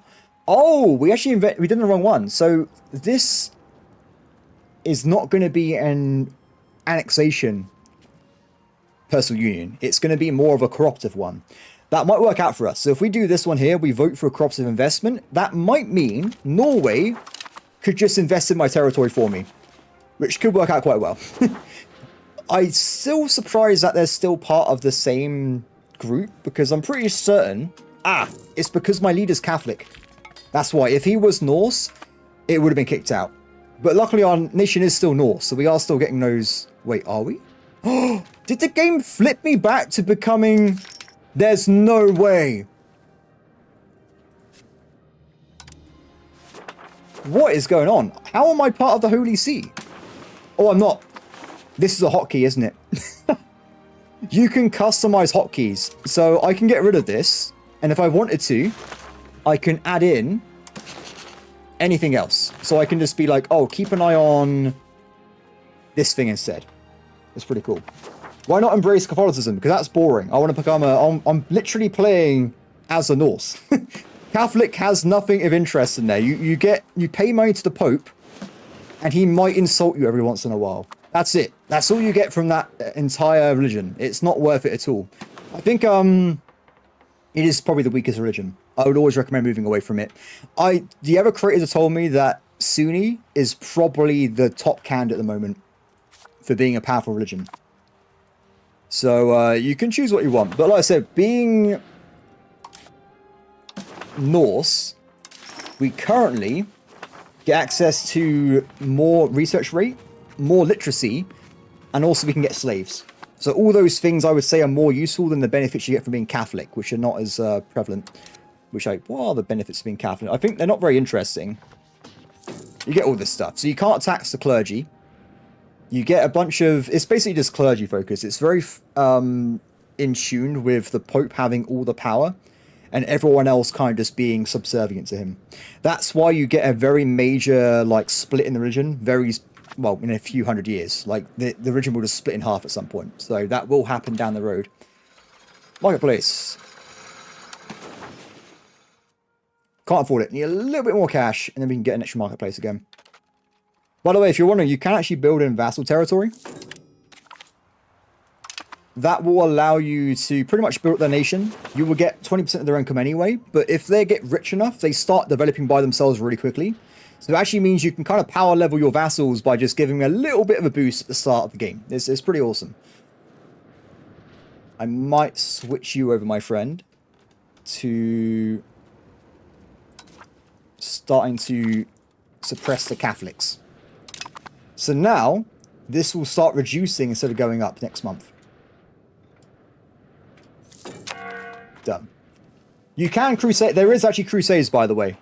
You won't see many of them, because I think the last major crusade is in 1444 when the Ottomans absolutely smashed them. But there is a little bit of crusading at the start of the game. I think the Pope attacks the Mamluks, and they normally get absolutely smashed, because the Mamluks are terrifying. So you don't want to go over there. It's not good. It's not a good place to be at all. We need more money. Did I just lose my last cabinet member? Yes, I did. I don't need cabinet members in my kingdom. We will run everything by ourselves. It's totally fine. Where's my daughter? Still no children. My friend, you need to have children or we're going to have no royal family. You have to do something. Please. Please. Just have children. Poor guy. Okay. Looking good, though. Looking good. I wonder if we want to start maybe thinking about expanding again. But there's not a lot of options we can really see at this moment. I can't attack into the HRE because the Emperor will attack me and he will destroy me. We could, in theory, go for Denmark again. They've lost their alliance with Poland, so they're even weaker than before. But we have to wait for the truce to go away. So that is going to be in... Where is it? There I am. 1360, so 2 years' time. That's probably a good target. What we'll do, we'll save up some depot points at some point. We'll get the Parliament CB, and we'll go for another attack in the future. But most of the money I want to be putting into the economy anyway, so... Let's try and get some more cash again, because I need to speed things up. I just need money. I really need the money. How's this looking? Excellent! My heir has come of age. So we can now marry her off. Which we will do right away. Can we do a royal marriage by chance? No, no one wants to be a royal marriage with me, unfortunately. So if we marry off to a random person, 34 is not great, but I guess it would be okay. So we'll marry that person off so they can start having kids. And we can grant her cabinet rights. And then I can actually add her into the cabinet. Done. Now, because she's actually a member of my crown estate, if we go and look at the parliament or estate menu, you'll see we're getting an extra 12% because we got a family member in a powerful position. So as I said before, we want to make sure we get enough of these people as possible in the cabinets so we can get stuff going with the crown power. Cool. The Swedish Union has increased in rank and efficacy. Perfect. Please. You have to nearly be finished. Do you know what? Sweden's a lot of a slower start than I thought it was going to be. I'm going to be honest here. Normally it's a lot more intense when you play in other places. I think because Sweden is so poor, the economy is a disaster. I mean, if I go and look at like Florence again, for instance, it's they've doubled. They got a lot more base tax than they had before. I mean, my base tax has gone up. I think it's all, the Black Death killed us. It literally floored my income for a while there. So the Black Death was a big problem for our country, unfortunately. Ooh, we can make a distillery and make quite a lot of cash from it. Oh, 12 profit and 1. Let's go for the trading instead again. Then again, am I making that much money from trade? So we're currently spending 1.4 on marketplaces, and we're making 4.71 in trade. So it is making us quite a bit of cash. So it is worth doing. We keep going on that. Let's have a look. Is my capital already full of those? I think they are. Yes. Marketplace.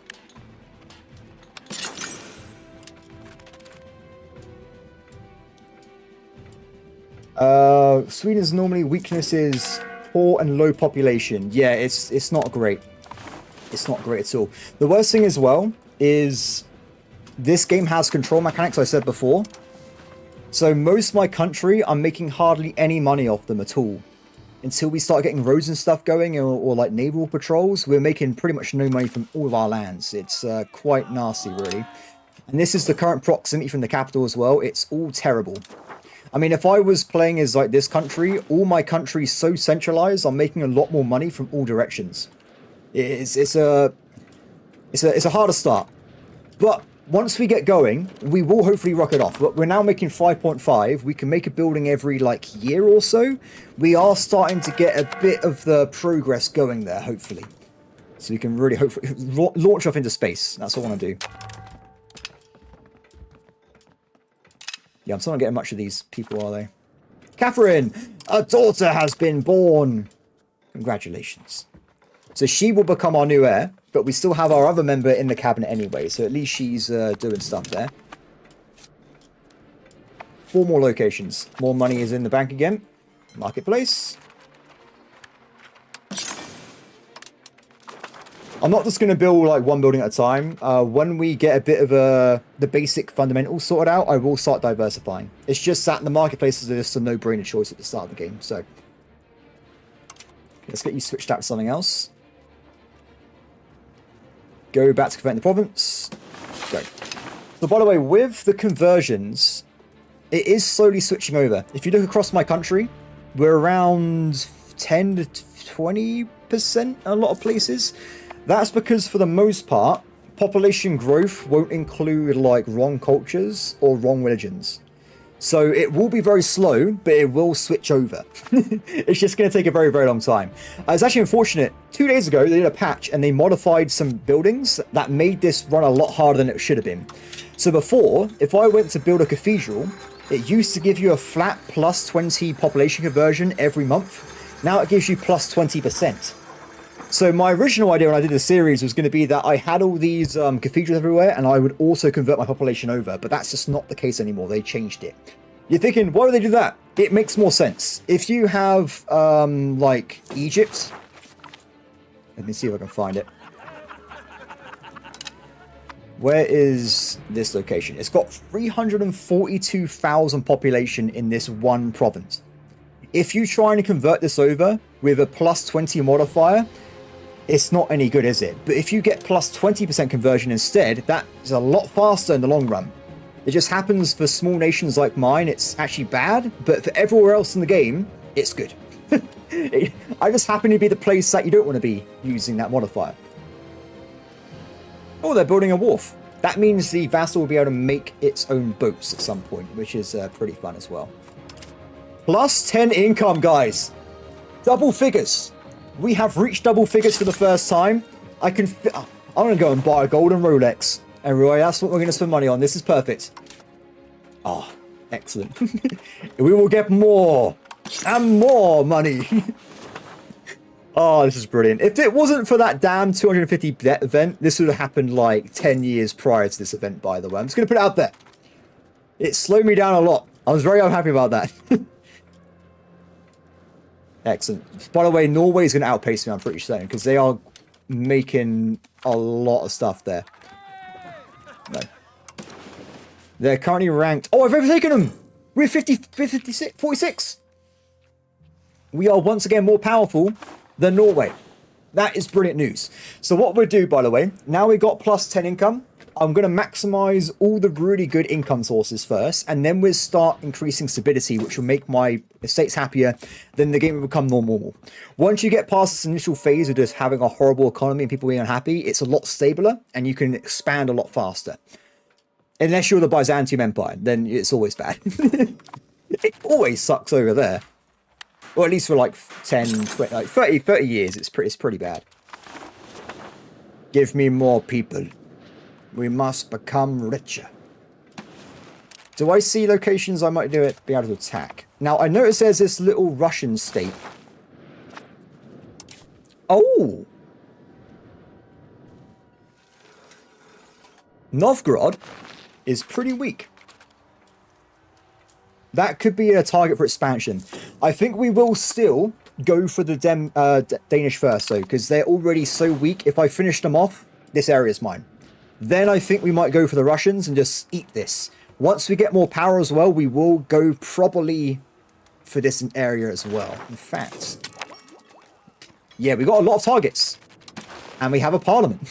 Excellent timing. Okay, parliament, talk to me. We want to make sure we get happiness. Before we do actually do this, there is no allies with Denmark this time. So we're going to try and do this as soon as possible. Maximize the max spending. I need to get the war in as soon as possible. We're going to go and make a... I can't do it. Is it because we still have a truce? I don't know why I can't do it. Maybe it's got a cooldown individual of the truce timer. So I have to go for someone else then. We will have to attack another nation. So if that is the case, I think Livonian Order is a better choice. I didn't realize this earlier, but it looks like they split away from the Teutonic Order. They've been completely cut off, and now they're an individual country. Their entire ranking here, their power levels, are low. They have hardly any troops at all, and we can vassalize this entire area, which will just lock it in under my care. Then I think we'll go for Russia afterwards if we get time. So if we go for this, Livonian Order, and I want to make sure I put the war goal on the place with the most base tax, which is going to be Courland over here, because it normally costs more in war score. Done. Okay, so we'll give it a few seconds, and then we're going for the attack on this location.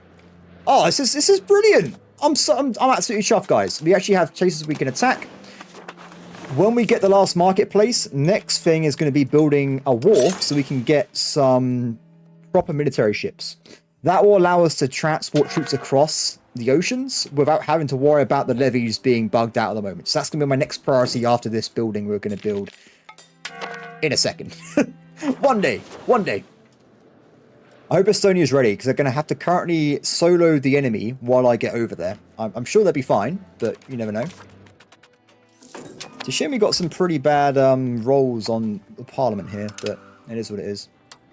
What's up with all the screaming? I noticed that when I was editing the video as well. Just random death in Sweden. Everyone's just dying randomly.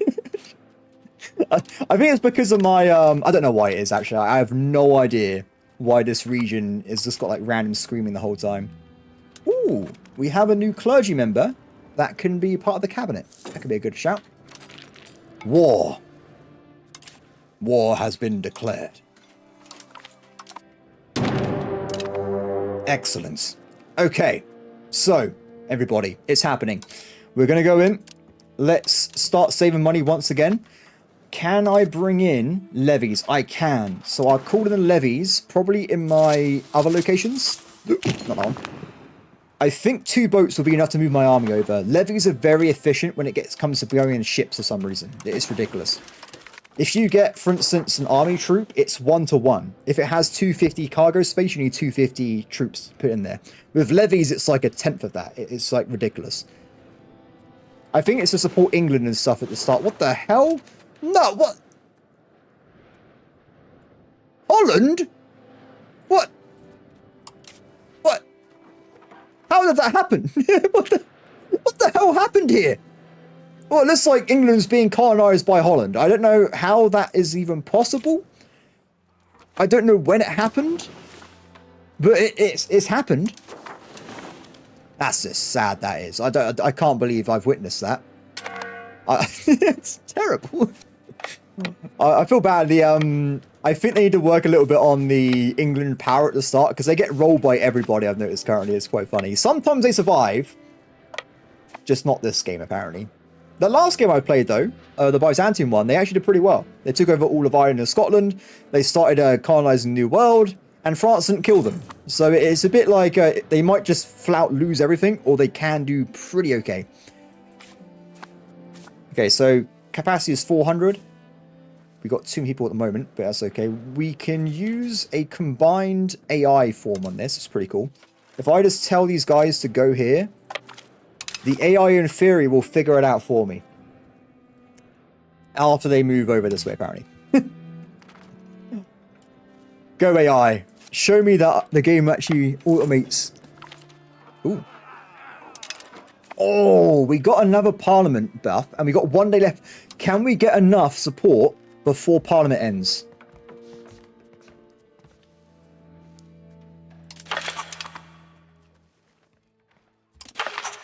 Yes, we can.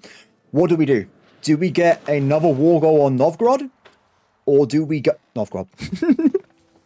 While they're weak, I don't see why I wouldn't just smack them in the face, right? Why would I leave these guys alone? So, fabricate claim, Novgorod, and we want to go for the main region. This location has 26 base tax. That's more than my entire country. I'm hyped. This is good times. Things are going well now. I feel like we're getting in the groove of things. We're getting there. Ah. Oh. It's okay. It's a coalition with 2 members. It's not a problem. Sorry, I need to improve diplomats temporarily, because coalitions can be very nasty. This game, if you played it 2 weeks ago, coalitions are not a problem. Now, if you have even a remotely dangerous coalition, they attack you immediately. Literally. Like you get one notification saying someone's joined, and all of a sudden, declare war, 8 nations are attacking you. You got to be very careful with coalitions. It can be very, very bad. The king shall lead this army. Excellent. Okay, so I will smack this army first in the face. More guys are coming over, as we can see here. Unfortunately, because my vassals don't have fishing boats, they're not really helping me. That's just how it is. When we build them docks and wharfs, they will maintain their own navies, and then everyone will be fine. It's just the very start of the game, naval transportation is a bit weird. Ooh, born the saddle. My king has a benefit to cavalry power, which is pretty fun. So let's keep going, shall we? Get all these guys in. I don't actually need to worry about enemy forces killing me. So we'll split our army up. We will get units all over the area, and we'll just take over everything we can see. Excellent. And defensive or offensive. So in this game, we have the value stats. I go defensive myself. Let me explain why. So defensive, you are a bit slower, but your fort defense is amazing. Now, very much like EU4, if you attack into a fort and you own it, you get a defensive battle, which means if I'm holding a forest mountain fortress, it's amazing. You can bleed armies 5-10 times your size off. It's absolutely epic. So we want to go for defense if we can. Offense, by the way, reduces fort defensibility, but you move faster and you're a bit better at assaults and stuff. So I still think defensive. Also, if you know CB people, it's better to be offensive as well. So keep that in mind there. I actually can't see where the enemy is. Another thing we might do... Now, we're killing enemy first. You can carpet siege mode. The AI splits their army into those little bits and you just instantly capture everything for you. It's really fun to watch. Excellent. So, I'm getting more excited as we play. Now, I was really worried I was just messing everything up. I feel like I'm doing better now. It's all good. Ooh, bad morale. So morale, by the way, reduces itself as you walk around. Oh, that was a close one. So before you go into a battle, you want to probably stop, recharge the morale, and then go into a fight. Or you might have that situation happen to you right there. Good. So that was... They got no troops left. Screw it. Okay, carpet siege mode. Activate AI. Activate thrusters. You as well, buddy. We will destroy them all. Go! Oh, yes. Oh. This guy's not doing it yet because he's already busy. One of the things that always put me off EU4... Well, I played for like 5,000 hours. But later game when you had like, I don't know, 20, 30 armies, the micromanagement is annoying. In this game, I'm just like, go, my armies. Automation is amazing. I still love playing by myself with my army control. I do it all the time. But if you got like stuff like this where there's no competition, just put them on automate mode. They do it for you. Cool. So that would be over quite quickly, I think. The enemy should be evaporated from the world itself. And the markets have been completed. So in Stockholm, we're going to be building up the wharf. Done. Now, the wharf is a fun building. So, wharfs do quite a few different things. First off, they give you a very, very small amount of monthly sailors. Sailors are needed to recruit permanent navy ships, so we need that regardless of the situation. They also give you a bit of trade capacity. You can build ships here and harbour capacity. This is very important for later in the game. So, I mentioned earlier, we have this proximity tab, right? This affects like my control in the regular area. The more proximity that we have, the more control we're going to have. You can start propagating control through sea nodes. If you have loads of harbor capacity and trade ships, this entire coastline will become proximity adjacent to my capital, and I will start making loads of money from my entire nation. It's going to be great. I just did a game as Byzantium. This entire area is pure green because I have so many ships and trade ports. It's all just 100% control. It's absolutely epic. I love it. Anyway. Oh! Finland made it! Good job, Finland. It's good to see you here, buddy. I love my vassal. What the hell is that? What? It's got like a triple trident. I have no idea. The Finnish are crazy. They're built different. I don't know why they would even need to build something like that, but they have. They have. Oh, by the way, don't... It's Finland. Set me into your country, please. If I'm going to move somewhere, it would be Finland, by the way. Or anywhere in Scandinavia. England's a bit meh. You know, just move somewhere a bit nicer. I've always liked the cold. Okay, so... This is going to be, yes. Oh! Livonia is slightly too large to vassalize. That's what I was going to do. Because in this game, you can have a vassal that has vassals. So if I vassalize Livonia, he would bring his vassals with him. And I would have the entire area under my control. Hasn't happened though, unfortunately. Instead though, let's have a quick look at some other things. Estonia is okay. We're going to need to make some vassals. So we can probably take Courland off them. Although Courland's looking a bit weak. Oh yeah, Courland's pathetic. Let's not worry about Courland. We're grab entire regions. So if we look at probably base tax. We want to find places that have a lot of potential income. This is the base tax, by the way.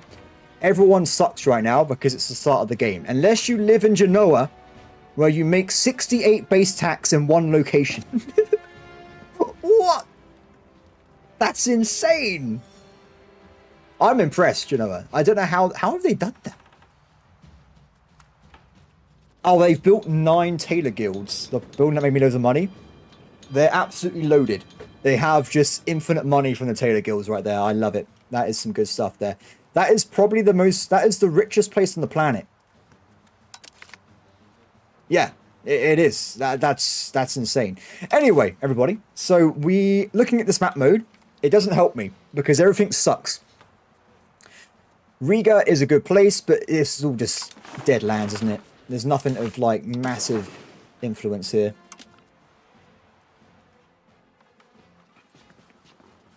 I'm very worried about this metric here. So we're going to start improving relations with Denmark.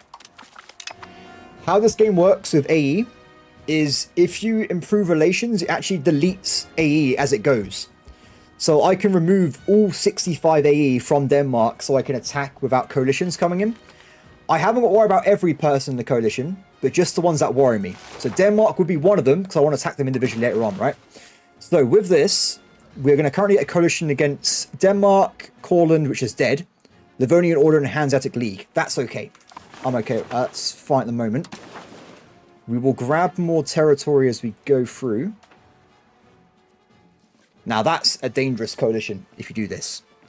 That is too much. 80. Can I get away with 80? We need to avoid a Teutonic Order. They're the ones that I'm particularly worried about. What we could do is we leave it like this. It's not a big capture. We do get a few countries that might attack us. But the thing is, when we have a war again, if they get no alliances or anything, we can attack them again, then vassalize the Livonian Order. So I think this might work out if we do it this way. So with that in mind, we're also going to be grabbing Humiliate. Oh, I could also grab the vassal lands there. Can I make it more efficient? Dorpats, loads of vassals there. 78. Teutonic Order is in. That's the one I want to avoid. I reckon we can get this to work. Improve relations with the Teutonic Order. We grab this. I'm going to wait one, like, tick so that the Teutonic Order loses their antagonism against me. And then I think we're going to end the war. We're also going to try and take off these guys' war reparations. And humiliate as well. Oh, we can't afford it. Leave it off. Hey, Raymond, how's it going?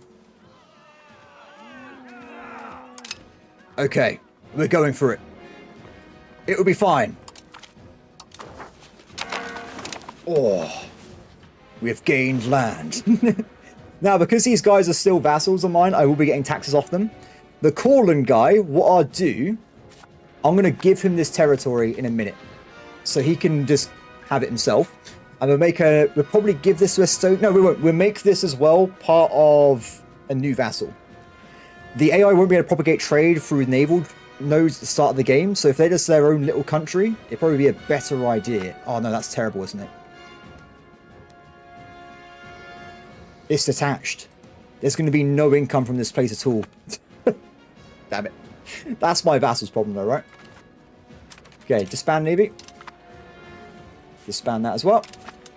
Done. Excellent. So, Bremer has joined a coalition. We're going to get a lot of those in a second. We got all these angry countries with us. If it's over 50 though, it's a problem.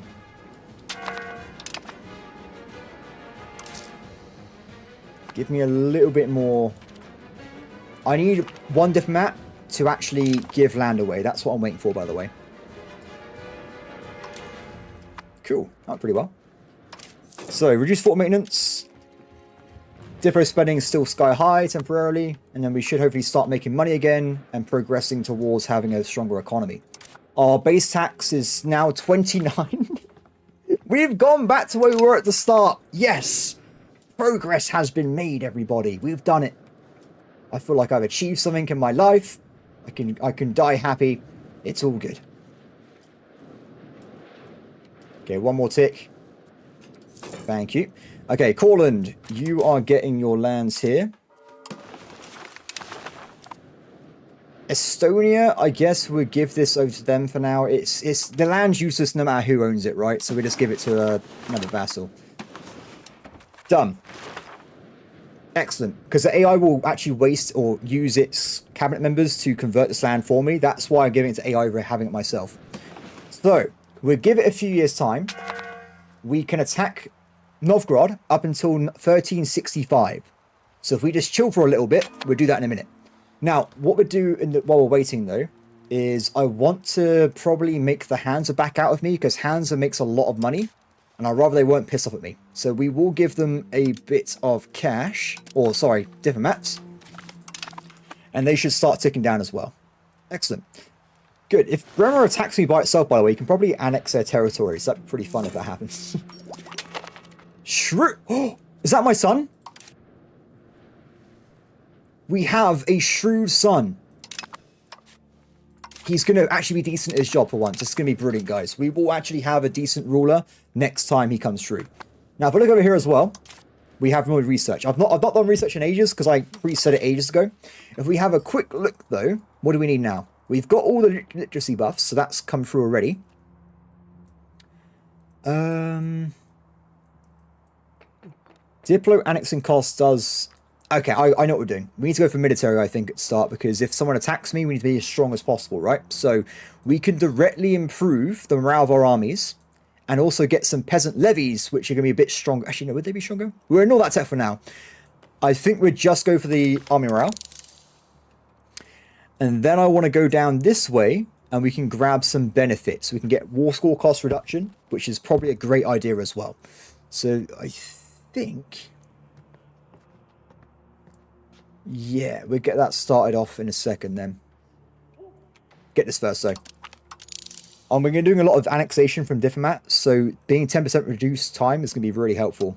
And then we want to go down here. Done. Excellent. So, I think what we're going to do is reduce spending completely. And we're just going to focus on the economy again. When I get more cash in the bank, we will start spending some of the excess income on other aspects. But for now, we're kind of stuck. Now, what we're going to do... Oh, we can't do it yet. When we get the wharf, I was going to build a single ship and put my king in charge of it, so we get plus 25% crown power from him being control of the navy. But that'll be a bit later. For now, though, we have money in reserve, so this is great news. I will probably build some stuff in the capital to get as much money as possible. So we need to build a carpenter's guild. And that's going to be it for now. Once we get probably below 1 profit, we'll go for other things. One thing we haven't done at all is build roads to improve control in this region. There's a lot of ways of making money in this game. The amount of stuff you can do is honestly mind-blowing. It really is awesome. There's so many things you can build and push through. We also need to make books as well, because books are required for libraries and universities. So if we make a little bit, we can start building those buildings as well. It's going to be pretty powerful. Done. Okay, awesome. So with the economy next, what do we want to do? We could... Sorry, guys, I've got a cough. We could try and develop some RGOs to make some more cash again. We'll wait until we get 40 or 50 income to see the cost back in 3 years. See what's more efficient, buildings or RGOs. If it's neither, we'll build some roads instead. Let's see how this works out in a second. Excellent. Okay, so talk to me, game. We make plus 30 income from building a single level of wheat production. That's good news. So in this game as well, populations all simulated. We've already gone over this a little bit, but this also includes the estates. So every single person in the estate right now will be like spending money. They are buying all these resources. If I reduce the cost of all these resources, one, I'm making more money because I'm making more stuff for my country. And also the estates will start having excess money in their bank account. They will then use that money to start developing the realm along with you. It's like having an extra AI builder. You'll see like the clergy building churches. You'll see the burghers building like bridges and stuff. It's really cool. I absolutely love it. So if you're ever like, what do I build now? I have no idea. And there's like no obvious money making things. Just go and check these settings here. Like every estate uses different things as their main one. Like the burghers are getting drunk, for instance. That's the peasants, sorry. But there's different things you can try and invest in there. It is pretty awesome. Okay, I've run out of breath, everybody. My breath. I've been talking too much, even more than normal. Ooh. Have we finished this? No, there's 2 more provinces left, and then we finish colonizing this state. It's actually so cheap, though, I might do the other ones, like one at a time, because it's just costing me like nothing, guys. 1.17 at this point is not a lot of money. It's actually a pretty easy-going thing there. Money. Good. I think... How do we want to handle this for a second? Proximity needs to be improved. We can probably get a ring of around 60 control if we just build a few roads. So we might dive off building random buildings and get that sorted out first. So we go over control when we actually build a road, but it's quite cool how it works. I do like it. It's very tech based, so you will be able to do a little bit of control increase at the start of the age, but as you get more technology, it becomes a lot easier. And eventually, at the end of the game, everyone can get everything, right? You have railroads and all sorts. The game will expand out in that capacity. Now, I'm trying to figure out what to do with this person. So we got this. Converting upland. We'll leave it be with the cabinet slots. It should be fine. Build. Go. Excellent. I don't know if you noticed, by the way, as you build stuff, buildings pop up on the map. It doesn't really add much to the game, but I think it looks nice. So every RGO, by the way, has a set limit. So in this location, I could build 9 RGOs of wheat. And it will employ 1,000 laborers every time. So we have to wait until the game promotes the peasants into the laboring class. Ooh, we can just get a bunch of money. Hell yeah, let's get some cash, everybody. So with the cash, can we invest in roads? Not really. So roads cost is dynamic. It depends on where you're going. So in this case, there's a giant, horrible location, so it costs a lot more. And also it depends on the resources in your country. We happen to have a bunch of resources, so it's actually cheaper than it should be. So let's get... Right, this is way more than I thought it was going to be. Oh, we've already got roads all over this place. Interesting. We'll build them anyway, though. At least in this existing zone here. And then we'll have a look at the proximity a little bit when it's finished. Although we could do it now, actually. So the roads are already down here, right? So if we look in this location here, we have 100% control. It's the capital province. And we've also got 100% proximity. It's literally the main place. If you start going away from the capital, though, that's when things change. So you can see here we've got 83% proximity. If you look, because we've gone from Stockholm to this location, we are getting negative 16. Now, this is where roads are very important. So the base value for moving from one province to another is 40. Because we have a road, I've already gone off the tooltip because I'm an idiot, it reduces it by 20. We get double the proximity we got before. Now, the problem with early game comes in when you go away from the place again. All of a sudden, you now have 2 sets of negative 16 to 17. Then you will have 3 sets. Can you see the problem here? There's only so far away you can go with basic roads at the start of the game. But there are a lot of things you can do to fix this. There is, like, for instance, bonuses on rivers. That's not a river. There are bonuses on rivers, for instance. Muscovy is a very good place to have a lot of very quick towns. So any river will reduce the costs if you have any, which we don't. This is like a lake, unfortunately, so it doesn't count at the moment. But there's also the naval proximity as well. So it's pretty cool how it works. It is very complicated, but I do absolutely adore it. And yeah, what else can I say, everybody? That's pretty much the extent of it. Excellent. Where's my next rebellion coming in, by the way? It's halfway. It's half baked. We will get another thing soon. Kind of hope. Come on, I need more cash, guys. Come on. How are we doing on this, by the way? We've still got 2 years. I need to play faster because I thought it was like nearly time up there. I am waiting still because if we give it another like year or two before we attack Novgorod, we will get ourselves a bit more economy built up and less aggressive expansion across the rest of the map, right? That's why I'm kind of moving towards that if we can. Cool. Okay, I'm going to build one more road. And then we'll go back to developing the economy a little bit. Because of the cost of these roads, I don't think it's worth doing it right now. Instead of just developing the economy a little bit more. In other places in Europe, roads can be like 60, like 50, 75 costs. I think because we're in very unyieldy terrain, it costs a lot more, unfortunately. So that's more of a regional problem than being generally involved there. Cool. How are we doing with this, by the way? Overview. So I am still in front of Norway by quite a bit, which is good news.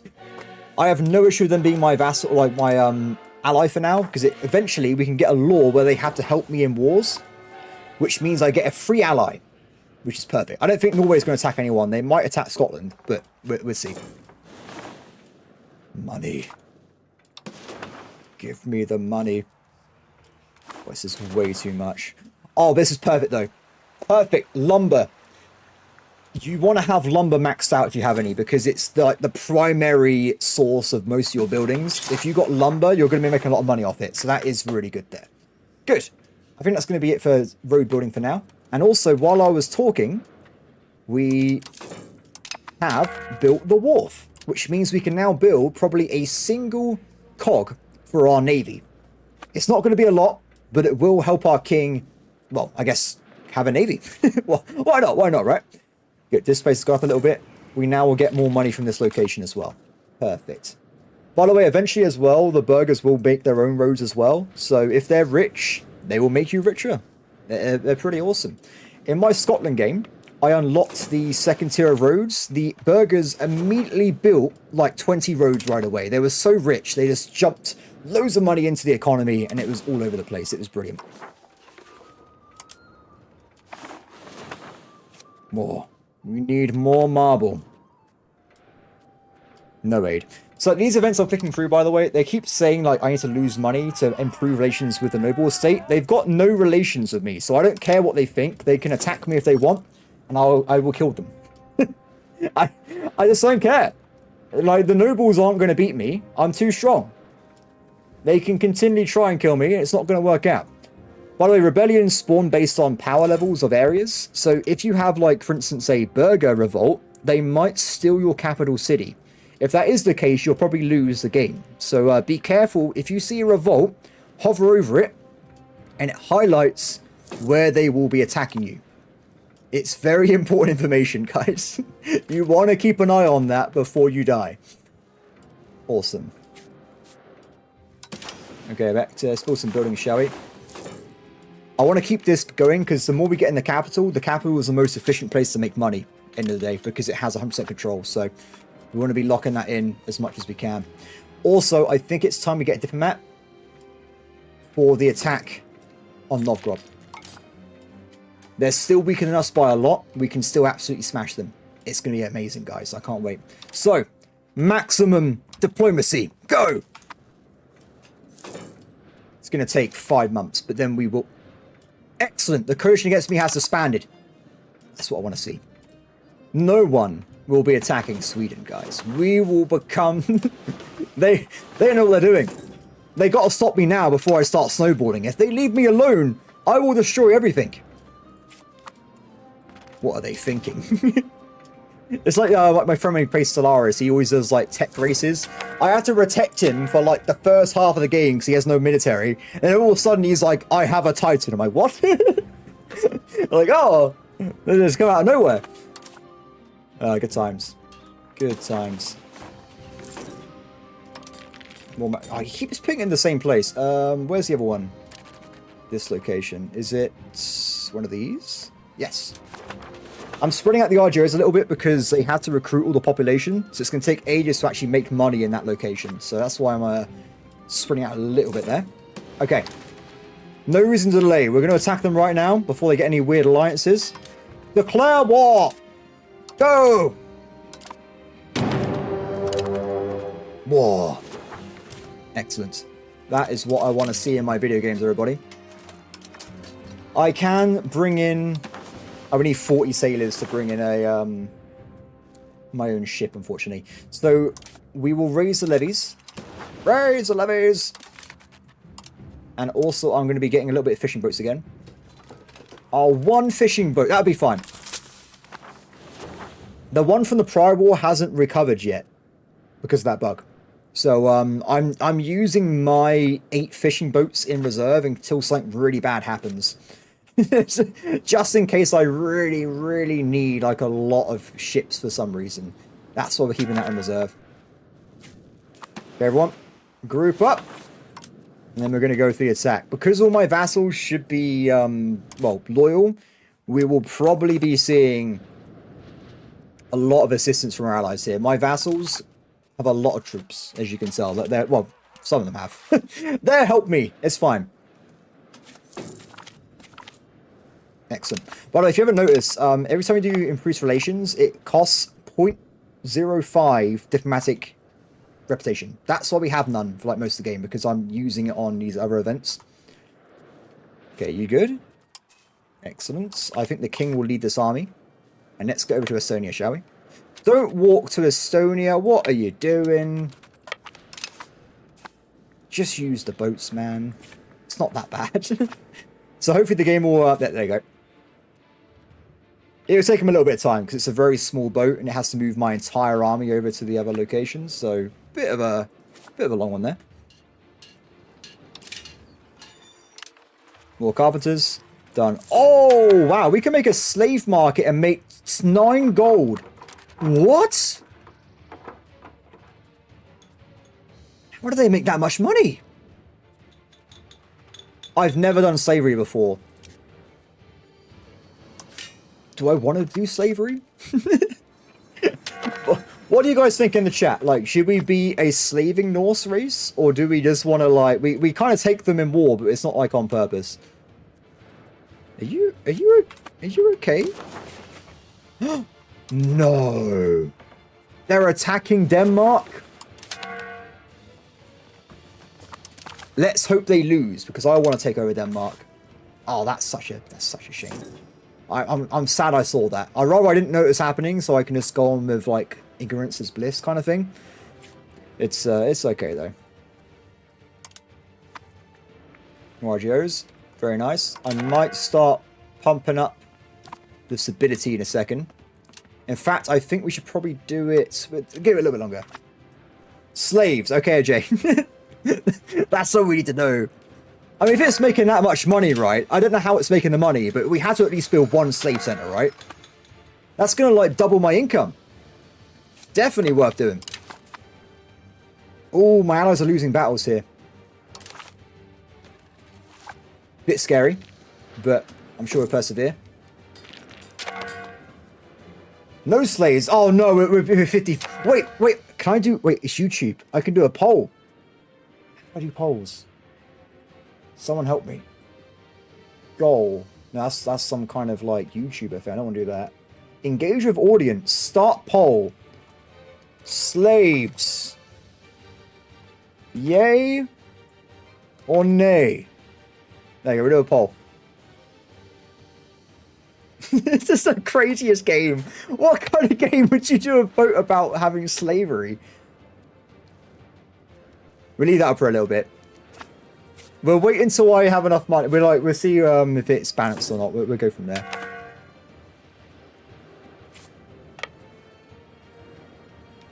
We're currently 67% yay. It's not looking good for the freedom of people here at the moment. We're looking like we're going to be a bit of an arse, unfortunately. Battle achieved. Oh, okay, so because I was not paying attention, my actual army has all its levies inside one formation, which is very inefficient. We want to be changing that as soon as possible. Luckily for us, it's very forgiving because the enemies are quite low. But, yeah, got to be careful of that. 75% yay. Wait, I don't, actually, don't tell me how people are watching. I don't want to know. It's more than one. That's more than I was expecting, so I'm going to take that as a personal victory. Oh, we can make 1.42 profit from a distillery. Oh, my vassals are having a bad time. They got a fort. That sucks. They got another fort over there. Finland's already on it, though. Oh, they got forts everywhere. Oh, that is bad. That is. So, as far as I know, all these guys who are fighting are vassals, right? Yes, yeah, so we can't actually take over anyone individually. If you're in a normal war, you can just jump in and just take, like, vassals out individually. Oh, sorry, other members. Like EU4. Like, if I'm fighting France, Austria, and Bohemia, I can knock out Bohemia first, and they're gone. It's really cool how it works that way. So, you can kind of, like, swing your way to a good victory. Same time, though, your vassals or your allies can get wrecked, and then you're by yourself. So, it's a bit of a 50-50 thing. We have a brand new parliament. Now, just to get Denmark, because I know Norway's after it, I think we need to try and get...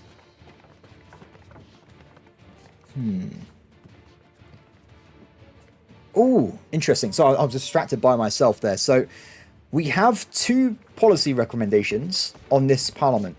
Now, one of them is not great. It kind of removes a bonus from teaching peasants to have high literacy. I will change this later on, but right now in the game, there's not many sources of literacy for peasants, so we have to keep this going. But at the same time, the clergy want to change the same policy over to devout, which means it changes from spiritualist progress to traditionalist progress, which is not great as well, but it does mean it'd be easier to start converting population to my culture instead of my religion, which I think would be more useful. So we're going to switch this over. Yes. I'm also going to be grabbing spiritualist ideas. And I want, if I can... Good, we can make a claim on Denmark this time. They're out of Poland again. Ah.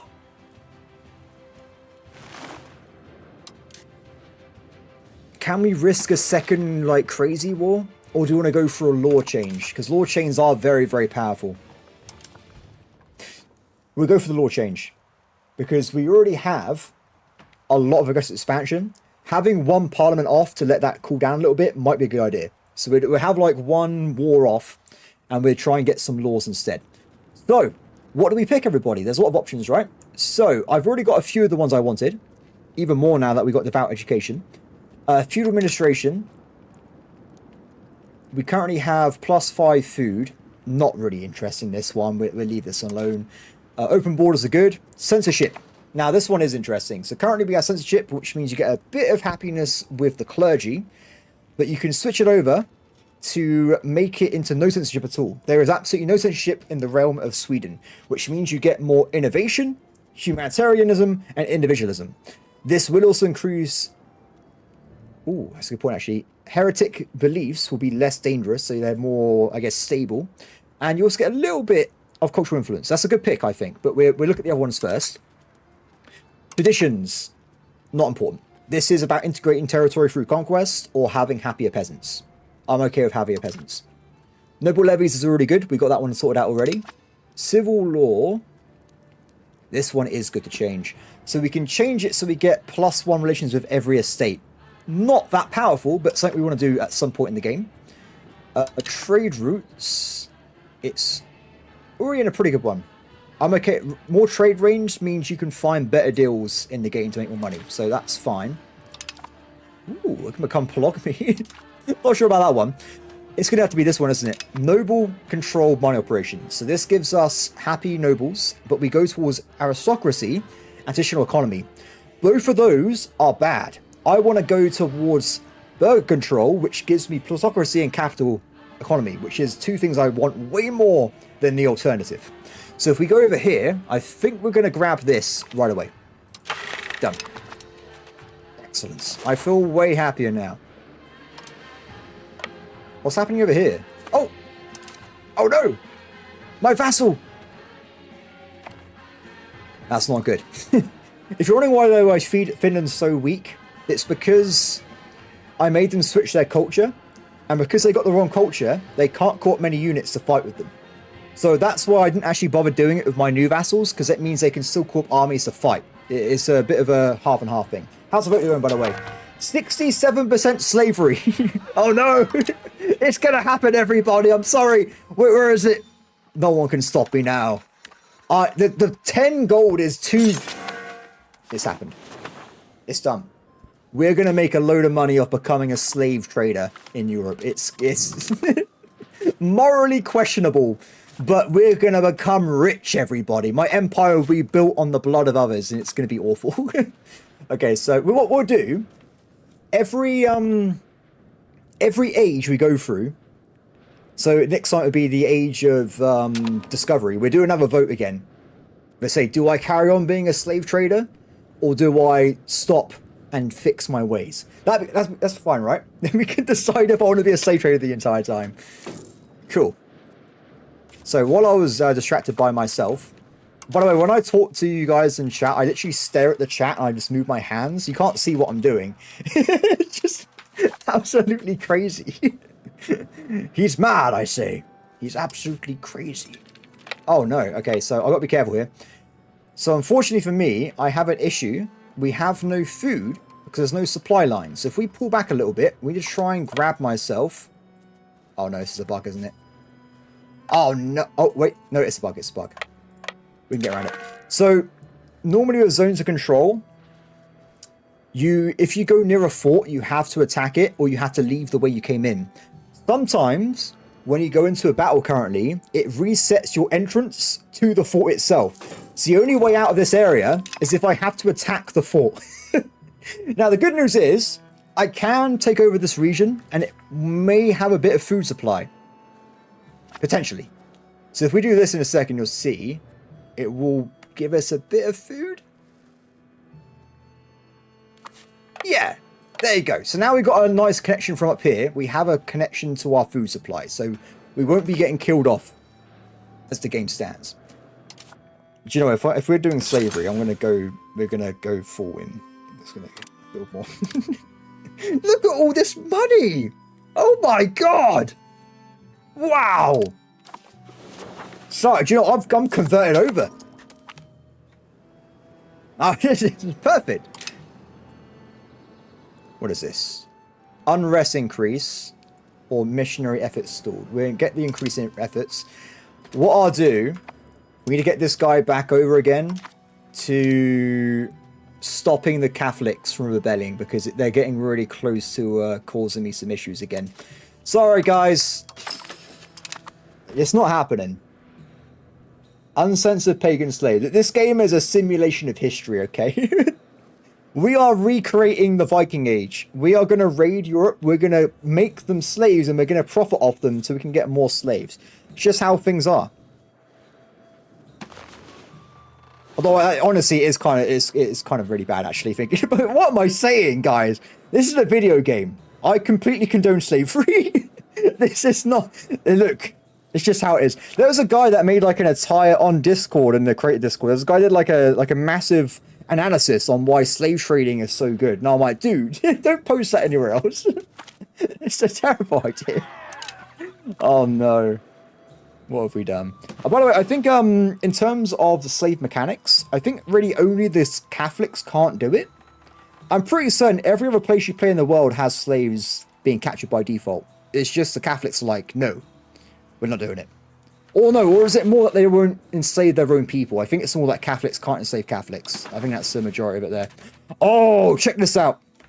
So we can get a new law of Norway where we can do mutual offense. So if they declare war, I join them. Yeah, and it's also vice versa as well. Hell yeah. Then I can make them attack Denmark with me. And then I take Denmark. I think that works out great. I probably shouldn't check how many viewers I lost from this whole slavery debacle. If you guys... It's going to be like... I went from 2 viewers to no viewers. They've all left. That would be kind of sad, really. But anyway, I'm sure it'll be fine. Okay, castle's finished. Let's get more slavery in. I don't know how is this actually working? Additional level of slaves from +10 from base location. Building... I have no idea how this works. We had to see when it's actually built what it actually does. Maybe it would be more clear at that point if we can figure out what it's actually doing. But we'll have to see. Anyway, so in terms of other things, let's go on a bit of a higher speed because we're kind of unfortunately stuck fighting this fort. It's going to take forever.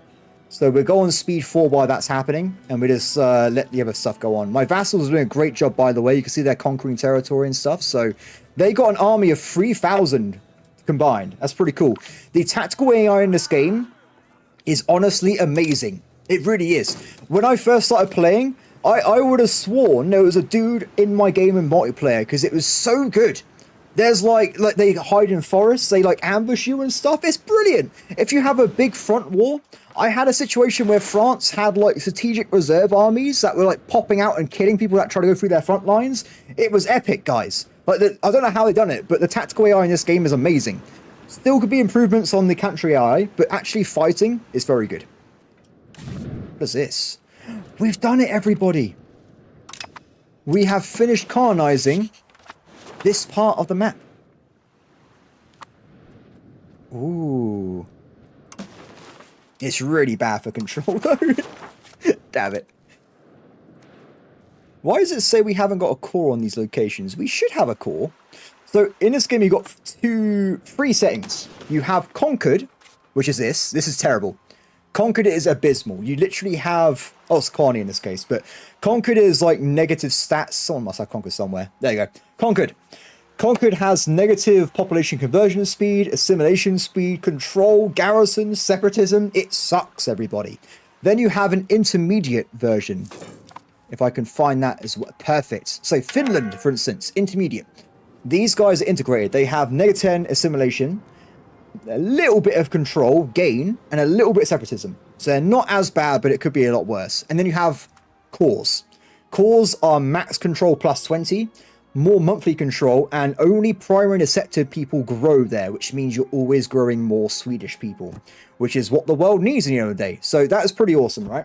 We want to be moving towards having all our lands be cores as soon as possible if we play the game. I don't know why it's... Oh, it's fixed itself. Good. So all these lands will now tick up, and I will start making more cash from that area, which is awesome. So while we're waiting, I actually have some cash in reserve. I think we'll start new colonies, because it's just going to make me money anyway, right? Slowly. So if we have a look, it still costs nothing. I can't believe it. Let's do multiple at a time then. Yeah. I'm just gonna do loads. Because, like, it costs nothing. I just colonize it all at the start, and then we've done it. We've... So what we're making right now, It's like negative 0.5. We do 3 at a time at the moment. It does cost an initial investment, though, to actually get started, so we have to wait a little bit on that one. Oh, we're losing troops in winter and all sorts. It's a shame that I'm stuck in this damn location, because I was going to play this war very differently, and there's nothing I can do about it. It's a giant pain. My allies are kind of doing okay, but the forts are a major problem, as you can tell there. Have we done it? The first slave building is nearly completed, everybody. Money is about to flow into our glory. When did I get a loan? Did I miss that from earlier? I guess I did. Oh, it looks like my ally broke the siege to go and kill enemies instead. That's actually not that bad, to be fair. You can, in this game, compared to EU4, you haven't got 100% every war. You can get what you want from just killing people and making them think they're going to lose anyway. You have, like, the fear effect. So you haven't got to worry about it. If you kill all their shoulders, they're like, do you know what? We give up. We can't beat you. Just end the war now, please, and we'll move on. I've joined a rebellion against Estonia. Oh, yeah. That's not very good, is it? It's happening. It's happening. Excellent. Okay, so we need to get some population in. Something I haven't done, which I think we'll do right now, just to get out of the way. There are employment systems. You have 4 options. It does every building at exactly the same time, and this will increase equality. Which is okay, but not what I want. First come, first serve. Whatever building you build first will get filled up first. Simple as that. That is traditional economy. Opposite of what we want right now. You then have most profitable, which is capital economy, and then you have infrastructure first, then profitable. So that's a bit of a hybrid. We want to be going for profitable, because I want to make money. So that will cost me a bit of stability, and that now we will have increased value towards having a capital economy, which is going to take a long time, but it will be happening, everybody. We will become the capital economy. It's going to be brilliant. Good. Okay. So with that being switched over, they've now completely occupied the slave market. It's working as we speak. So what is this doing? Production method. So let me just figure out what this actually says. It looks like it requires all these materials. It needs leather, tools, weapons, paper, and slaves. And then that in turn produces more slaves. So it's a compounding slave building. Fair enough, whatever. As long as it actually makes me money, I don't really care too much. It seems to be a bit all over the place though with it being populated or not. So we have to see if that gets people back inside again. Is it going to fill up? No, it is all over the place. So this is why you need a library. So I already got it ready for it earlier. If you look into this place here, you can build a library if you have books. We haven't got enough books. The library does all these things. It increases your culture power, and it also means you get a stat plus 10 increased promotion every month for that location, which means you get, I think normally a lot of the time, double the amount of people becoming advanced workers as time goes on. It also improves literacy in the area as well, so it improves tech research speed. So there's a lot of good things. Now, unfortunately, we don't have the materials. We just don't have them. We need to get 2 masonry, 1 paper, 2 books, 1 tool. Our market hasn't got that in store, unfortunately. So if we have a look, we currently only have, where is it? Sorry. We're making 1.5 books, 1.05, sorry, and we're using 1.38. So there currently is 0 books in the entire market of the Swedish kingdom. So we need to try and improve the amount of books being created by the clergy. This, by the way, is not a bad building. 0.88, pretty decent. In fact, I think we'll buy a bunch of them, just so we can make a lot of books and stuff as time goes on. Cool. Okay, back over here. We have got a short offensive. If there is now a war, I declare... No.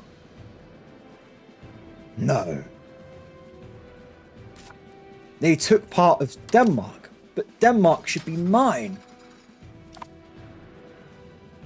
I can't believe it. It's okay. If anything, it means next war, they'd be cheaper to annex, And then I can use the claims to try and bring it off the Norwegians. Look, you guys have taken some of my vassals' territory. I think you should give it back, yeah? That's what I'm going to try and do. I'm going to be very diplomatic, and they're going to agree immediately. That's the general plan there.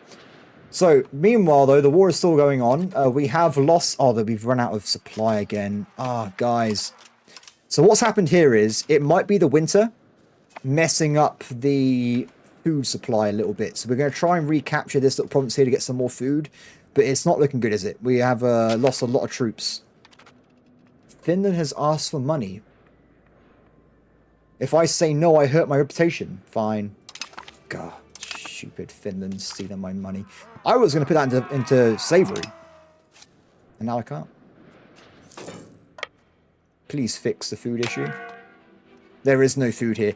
That must mean the place... Finland has no food. I think that's what that means. Finland is cooked, everybody. There is no food in Finland. It's just sadness. We should probably try and deal with that at some point. How are we looking?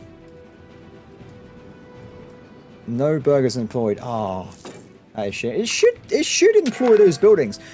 I wonder if it's because it's like not a normal building. It's not working as you would expect. Maybe. Anyway, so we have finally won that fortress siege. It took absolutely ages. Can I get some food, please? Thank you very much. So now that's over, I'm going to start just taking parts of their territory. We're going to grab all the land we can that's not protected by a fort and hopefully just absorb their powers. And then we can peace out and get like a new vassal or something. That's the general plan there. You're not at war with... You better not be at war with... Okay, good. I've got my eye on you, Norway. Don't take Denmark. Denmark's mine. Uppity ally. Who do they think they are? Okay, how are we looking? So books are being produced. That's going to be busy for a while. So I think we'll spend some cash on an RGO again. How is the market looking, guys? How are we doing? So we're missing fruit, fur, and slate. We need more slaves, apparently. Iron. I remember this. Sweden is renowned for having extremely large amounts of iron, or just materials in the ground. A lot of places you go into in this game haven't got any mineable resources at all. This place, though, is a gold mine. Well, not literally a gold mine. That's elsewhere. But this place has iron. And a lot of it. Now, the best thing about this is if I go and build iron up, it means I will be able to build more profitable blacksmiths, tool makers, whatever needs iron. I can make more money off it than everyone else because I have the raw materials in my economy. So my buildings will be making more money. So I'm going to try and increase iron first. And we're going to go from there. We're doing like a little bit of a spread, I think, for now. We have like one in each area. And if people are confused, by the way, I'm not blaming if you are. Control affects base tax and income. Market access is a whole different metric which affects the amount of goods that go to the market. So even though I only make 27% of the money from this location, 77% of the iron is going into the market to be sold for more profit. That's the way forward there. So if I have a look as well, by the way, currently we're making 4 iron. Each RGO will make 0.85, which is not great. It should be a bit higher than that, I think. Game, let me, thank you. But we're currently selling... Oh, okay, earlier they were trading iron for profit. So we want... This is a good resource to sell while we're making up our own economy. Okay, how are we doing back in the war again? Looking good, my friend. You keep losing this siege. AI doesn't normally do that. I don't know why they've decided to just forego success. I might siege it myself. Let's jump on it. Actually, no, screw that. We'll go for the capital of the enemy nation instead.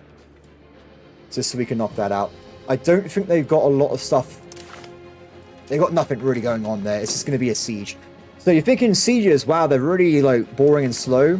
They are, but when you get cannons unlocked, you can make them vastly faster. So very much like EU5, sorry, EU4, we're playing EU5, you've got all these siege ticks. So we have on default -2 dice rolls, and it takes forever to actually get successful siege. You can get, I think it's 15 groups of artillery.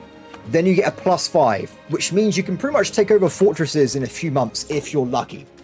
Which is always a big if. But it is possible. Okay, good, good, good. We need more iron. But the iron, that's copper. Iron. Excellent. Yeah, it's weird because it shows here, by the way, that you make 0.37 from having iron because we have a lot of iron in the market, but then it doesn't take into account you can sell the iron with trading. So it's a bit of a calculation, let's put it that way. Now, speaking of iron, let's have a look at buildings. Income. We can make some tool guilds,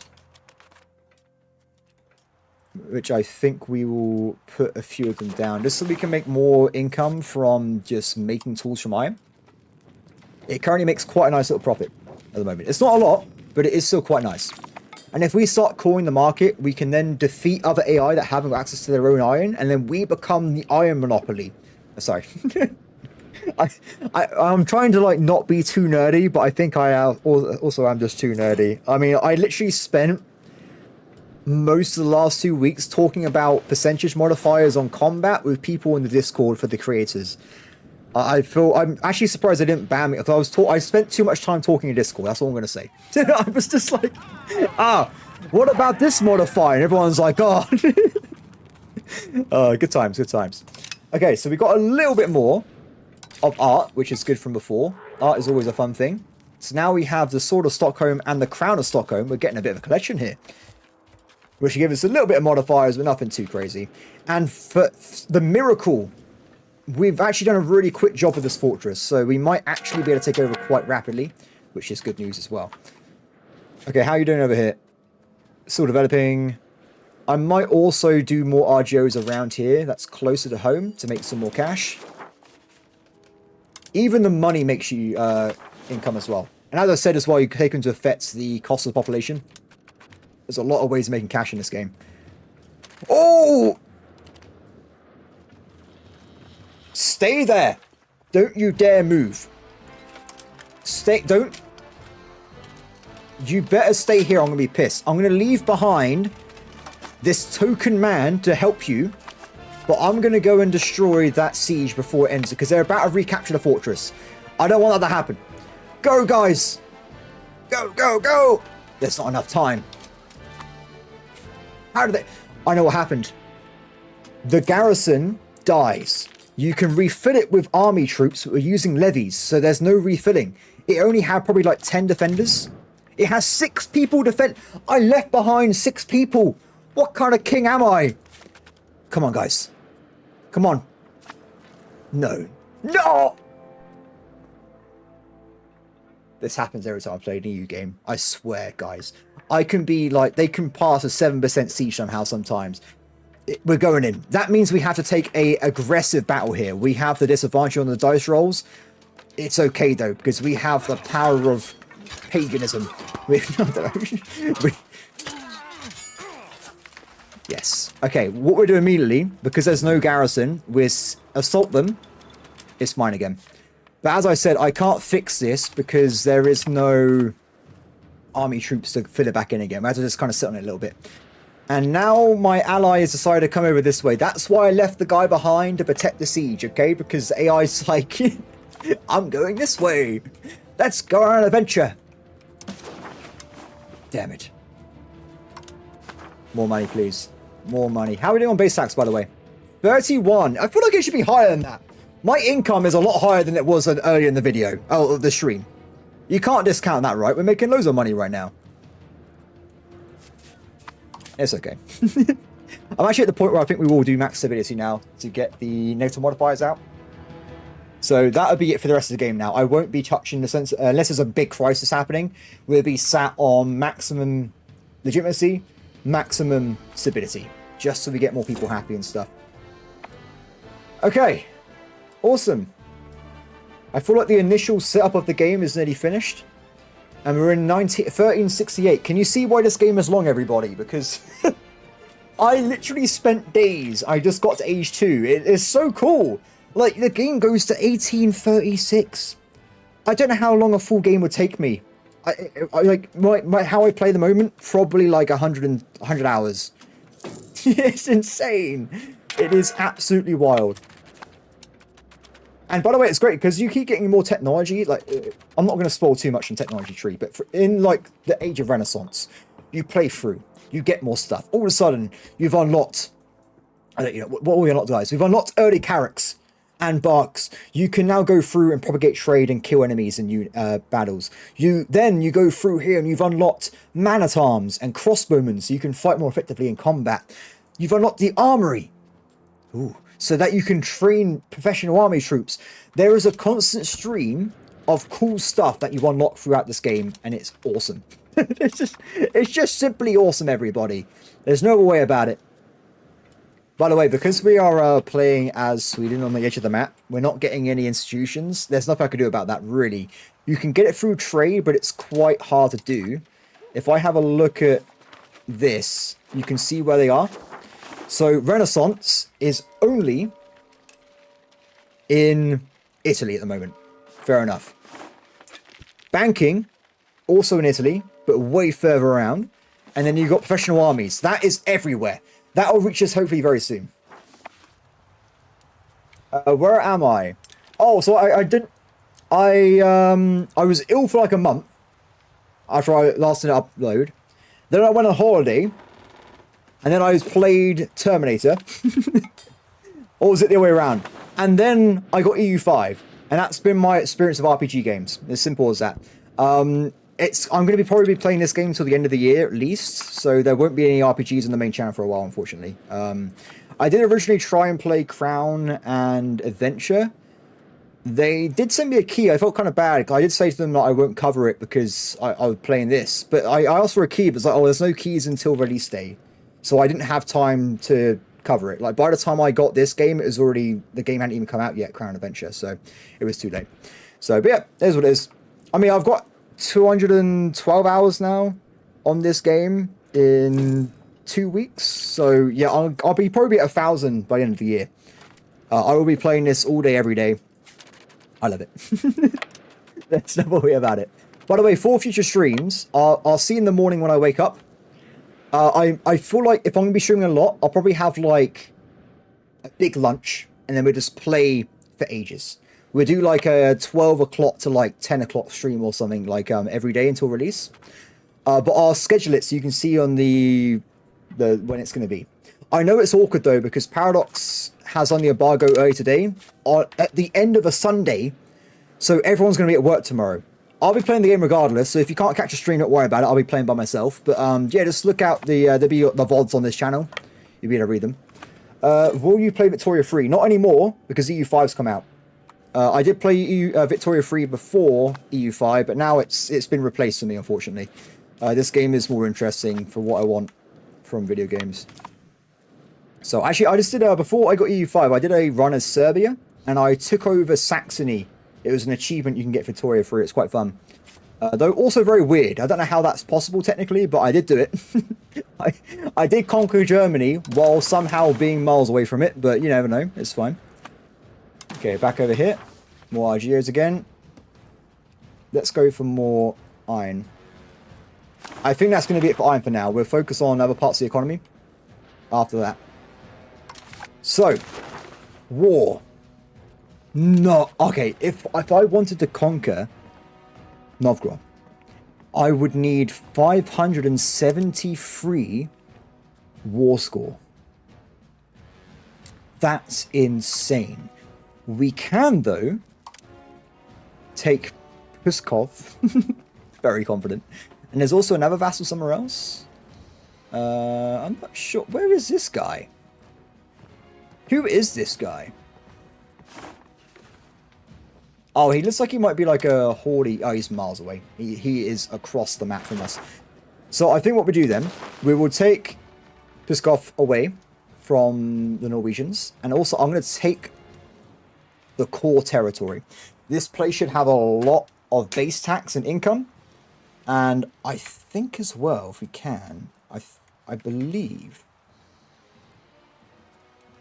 Yeah, I think we'll take this bit as well. We will go for a... Oh, I can make them abandon their claims on colonization. Interesting. We'll make them do war reparations, so we make some cash from them. Now, we should double check. This will incur a lot of negative A. So, is it bad, though? Principality, Belarus, I don't think it's that bad. I think that's okay. I reckon we can tank this. I don't know them off by heart though, so if these guys are actually dangerous, I'm not really sure. So that's going to be a vassal, so not a problem there. That guy's going to be cut from his allies. The voting order's already pretty much being killed by us anyway. I reckon this is okay. I reckon we take this. Done. Excellent. I am even stronger than before. This is exactly what I want to see. Now, before we can make him a vassal, we have to go and clear up the rebellion on my vassal. Then I can make this place into a new region. So what I'll do now, though, we're going to temporarily maximize diplomacy, because I'm going to make some of my vassals switch their culture over, so that we have people becoming Swedish. So when I annex them, they'll be more useful for me in the long run there. Look at all these modifiers I got. I don't need to know about pirates. Don't worry about that. Don't worry about that. We're actually about to get a rebellion like literally any second. Is it going to spawn in? Or are we going to... Probably in the month maybe. Oh, we're at war. While you're at war, you can't get rebellions. It does seem like that's pretty exploitable. But it is a feature. So, yeah. Well, currently we can't be attacked by the nobles, but it will probably happen quite soon. This time looks like they're going to have more territory than last, so we might have a little bit of a problem there, but I think it'll be fine. Shouldn't be too bad. How are we doing with this guy, boy? He's got loads of children now. Look at all these kids we got. I'll try and make them good at certain things so we can use them in the cabinet. So we've got a military lady. We have a diplomacy lady. And that was a completely different menu than I wanted. This person is just generically military again. Okay, done. Excellent. So, let's go and finish the rebellion. And then we can start my own rebellion, I guess. Oh, check it out. The clergy has started making a building. They must have enough money. They're also making one over there as well. So that means we will start getting passive growth from just our own estates making money for me. It's absolutely awesome.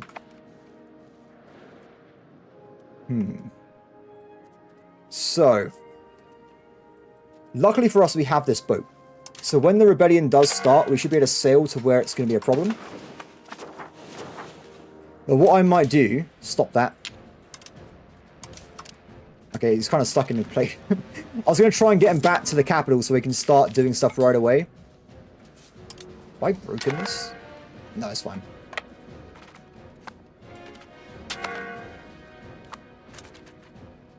I'll tell you what we do. We're going to disband them so they will respawn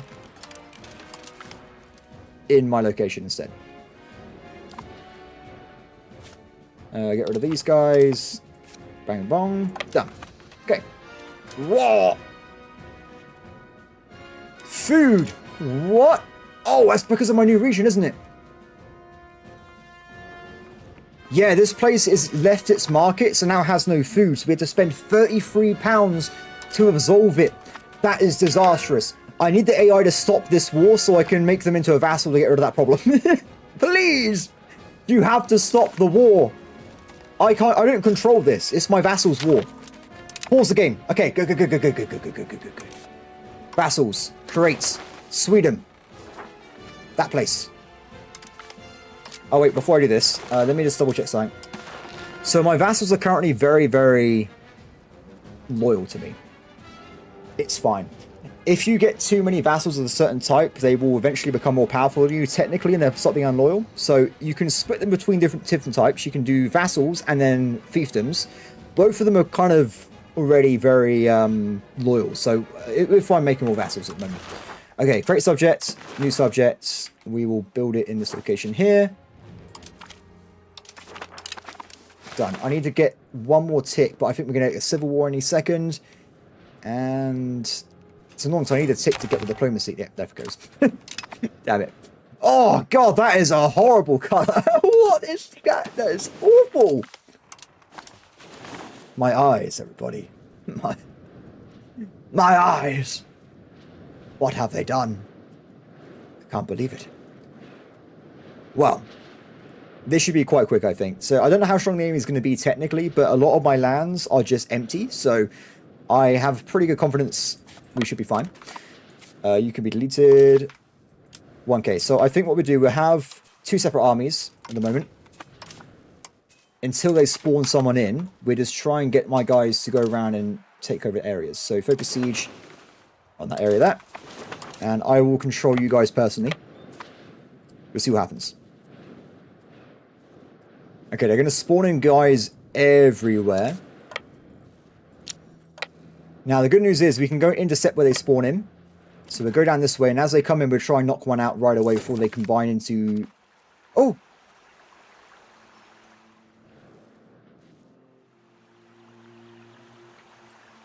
They killed my colony! What assholes. I can't believe it. I don't think that was going to be a casualty of this civil war, but I guess they don't like progress, apparently, these nobles. They must be purged. Okay, they're going to go in for an attack on me. Let's do... No, that's okay. They're going to attack me into a forest, so it's going to be a terrible battle for them. They're going to absolutely get wrecked. Unless I accidentally attack them. That wasn't the plan, but whatever. I'll take it. So my allies should be coming in to help me. I thought they would be on their way, but we have to just do it ourselves, I think. We need to get some reduced spending. Let's get that down for now. Plus 10. Once again, I just need to avoid going into debt. That's my main concern there. They made EU look like CK3. Well, I guess EU4 is like 16 years old, right? So if you want to play EU4, you can go into this map here. Where is it? It's in the game somewhere. Give me a second. I'll remember where it is in a second. Flat map mode. There you go. There you go. You can play EU4. It's exactly it's what it was before. I mean, if people like flat map modes, if they like more of like a I'm a leader of a nation kind of thing, this would be the map mode for you, right? You can see everything, all the colors. It's more like you're looking down on a table. In fact, if you zoom all the way out, you literally do play on a table, which is pretty cool. But yeah, if you want to play like EU4, you can do just that. Or if you want to play with the 3D map like I do, you can do that as well. There you go, done. I think that's a really cool feature, by the way. I love that you can do that. Okay. Now, with the nobles, they will be a bit persistent. We just need to make sure we knock out their... Because it's civil war, right? So every bit of territory they take becomes theirs, and vice versa. So I need to make sure I first off knock out their actual units, and then we focus on other things as well. So I'm actually going to lose money again. Because they're literally eating my economy as we fight through this battle here. I was hoping we would see some reinforcements from someone, but it looks like they're not interested in joining my wars here. So we could attack into them. I think we'll be fine because we got a better lead than them. Ah, what? I was saving money and everything. Can't believe it.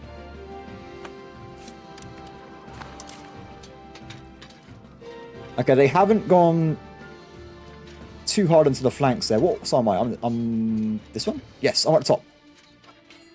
Which means I'm losing. That's not going to pull back.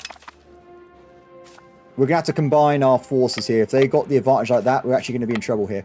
So because there's no forts, we can't get defensive terrain, and all my territory is negative modifiers if you attack it, right? So we got actually a bit of a problem there. Probably the best thing is going to be we just try and siege them down and wait for them to go to my capital. If they're on the capital, perfect. They'll be stuck attacking it, and I can jump in with my defensive battle there. What am I doing here? Let's make you guys convert population again, I think. Or actually, let's go back and do civilization and culture.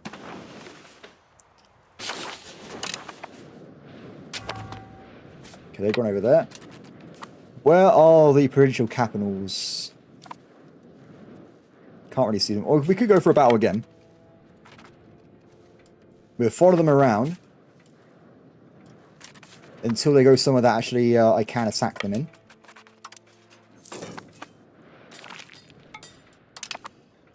loans. Not the loans. God, I wish I can call in an ally. I guess I can call in an ally, actually. I can call in, no favours with Norway. I can call in Wolgar so to give me a hand. Are we not allied anymore? Oh. Oh, okay. It's technically a bug. If you get coalitions, it means your allies remove their alliances with you, but it doesn't tell you about it. I think that's what's happened here. So we have no allies currently, which is unfortunate. If we improve relations or trust with Norway, we can bring them in, but it would take a bit longer to do, unfortunately. Good, that's perfect. Skara is not in a forest, so if we attack them, we have a pretty good chance of actually taking them out.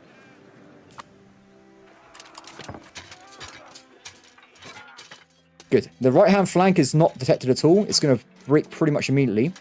And then we should be able to just absolutely close the other flank. So my left-hand flank is not very strong either, though. So hopefully we can do it in time before we take too much damage. Come on. We're okay. We took a little bit of damage there, but it wasn't anything too crazy. Done. Yeah, that one there. Perfect. Giant pain in the arse, these rebellions. They always are. They will calm down later in the game, though. It's just, like, right now it's a giant pain in the arse. And also when I get more forts as well. That'll make us a lot stronger. He will bounce back in a second and come back to attack me. So that's why I'm keeping an eye on where he goes. So this location I need to knock out... I can't actually see the provincial capital. Ah, there it is. That one right there. Oh, wait, no, never mind. The enemies stopped retreating there, so they're going to come back in a second. So we're going instead to go and march to them. To knock them out. Wait, how did you guys get over here so quickly? Oh. What the hell was that? That was weird. It just teleported across the map. Okay, reduce that down. A little bit more. I want to get up here diplomacy so I can start converting my vassals' culture. It will make them unhappy with me for like a decade or so, but at least it will be done when it's over. Okay, I wonder if we can get there before they get to me. If you got a good leader, sometimes you can beat them to the punch. Like right now. Perfect.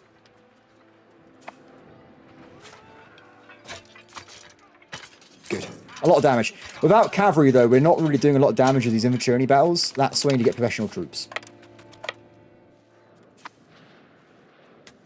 Good. Okay, so while we're waiting, I'm actually going to build a ship. No, I'm not. I still need a little bit more manpower. I need 40 sailors. So we might have to build a second wharf somewhere else. Just to get things working there. While I'm waiting, though, let's get some more money in. Unfortunately, without my excessive... half my country being taken over by enemies, we're not making much money at the moment. Okay, they're coming back already. We should just be able to grab this and then go and attack him before he takes over any more territory. Very sluggish, though. Oh, they surrendered. Excellent. Okay, awesome. Let's get rid of that. Victory. We once again have a stable nation. That's what I want to see. Good. So that money should jump back up again now. And we can also finish off giving out locations to my new vassal. Now, with this guy, we will leave him alone for a little bit, but eventually I want him to convert to Sweden as well. But one of my older vassals, we'll make them switch over to Swedish culture. 5 hours behind. I will stop in half an hour, by the way, because it's 10 o'clock for me. I'm getting a bit tired. So tomorrow I'll be sleeping early in the day, so it should be a lot easier for me. I am not an evening person at all. I really am not. Done. Okay, so who is not currently Swedish culture for my vassals? Everybody. Nobody's Swedish. I think these two are going to be the best possible ones to switch over, the two Danish ones. They've already got claws in their territory, and they're very small territories as well. So if we switch these guys over, they will hopefully become Swedish, and then after that, we'll annex them into our main realm instead. So we'll grab these. Done. And for, I think, 10 years, they get locked into being Swedish. They might switch back after that, but at least for now, they should, in theory, be switching the population over to my culture. Cool. Parliaments. Parliaments. Let's go for the highest one again. And this time, everybody, it's... Oh, they got a new ally again, but it's Brandenburg. Brandenburg's not that strong at the moment. We can probably take them. I want to annex Denmark. That's all I want. So we'll get some increased happiness. Generate a cause of bell. And off we go. Excellent. I still need a little bit more diplomats, but then we can jump into it. I might also get rid of my debt first. I'll tell you what, let's go to +10 diplomacy. We will eventually attack Denmark. As they've already got one ally, I doubt they're also ally Poland, because these two normally hate each other, so it should be a pretty safe bet there. Perfect. More characters are being born into my nation, which is good, but I'm still waiting on my son to grow up so I can have a cabinet member. That's my main thing right there. Excellent. Okay, so while we're waiting, it looks like we can also do another law with our Norway-Sweden PU. So we have two options. We can go for the annexation one, which we can't do, or we can go for organized diplomats. This gives us more capacity for diplomatic relations, more maximum diplomats, and plus 0.1 income of diplomats as well. That's huge. That's actually really good, because it means I can spend less money on diplomacy maintenance, which is exactly what I want at the moment. Good. Awesome. So, also, the reason we're making less money than before is because I got a lot of my cash going into the stability, but long run, that'll make us more money. Because as my estates become happier, I will start being able to get more tax out of them, and it goes from there. We will just be richer and richer and richer, while everyone's also happy at the same time. Cool. Now, is there any way I can get more points here? I don't think we can. It seems to be too far away. Sometimes you get really powerful support impacts, sometimes not. So it really does fluctuate based on what's going on at the time. Should we restart the colony? We haven't got a lot of money, but they're also really cheap at the same time. I think we probably should, because I'm worried Norway might steal my territory. That's what I'm always worried about. We'll do it a bit later when we get a bit more cash in the bank, though. Ooh. Build my stuff, my ally. Build up a better tomorrow. I'm actually going to get both my cabinet members to jump into converting culture, so we have more levies for future wars, because we're not very big when it comes to military size. So, with that in mind, convert upland. Done. I can join a war against Scotland again. Scotland's probably attacking another... Yeah, they're attacking the Irish again. I'm not interested in that war. I can leave them to it. It's fine. Interesting. I can get relations with the burghers, which we will take for sure. Good. How's the conversion going, by the way? They haven't even bothered doing it. So, both of them are not interested in converting to my culture, apparently. Bit of a shame, but if the AI decides not to do it, we'll have to just annex them and do it ourselves, I guess, at some point. Good. So, while we're waiting, we're still building the same construction queue from earlier, by the way, on my capital city. It's still going. Absolutely insane amount of stuff they've got to do there. Let's get some buildings done, shall we? Did I not change that to most profitable first?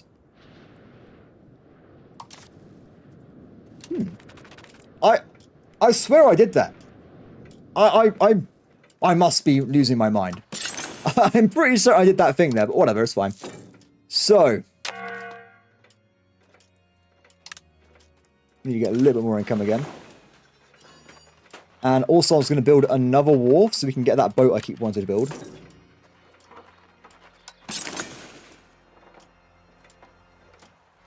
We get a few. Oh, so it's only +1 sailor, so it would be... We won't really be able to maintain a very large navy, but I just need one boat so that I can get a benefit from Crown Power, my king. That's the only reason, really. +12 gold once again, everybody. We've regained The double-digit income. We're going back into the world. Look at my graph. It's amazing. If we look at other countries, though, let's have a quick gander. France, 185 base tax. A little bit higher than me, but we get there. This is income, by the way, not base tax. It's actually how much money they're making every month in what they can spend on stuff. I would be, what am I at? 11. Still all the way down here. I can't, where am I? I'm one of these countries. I am not very rich right now. You cannot say Sweden is a bastion of income, unfortunately. But it is what it is.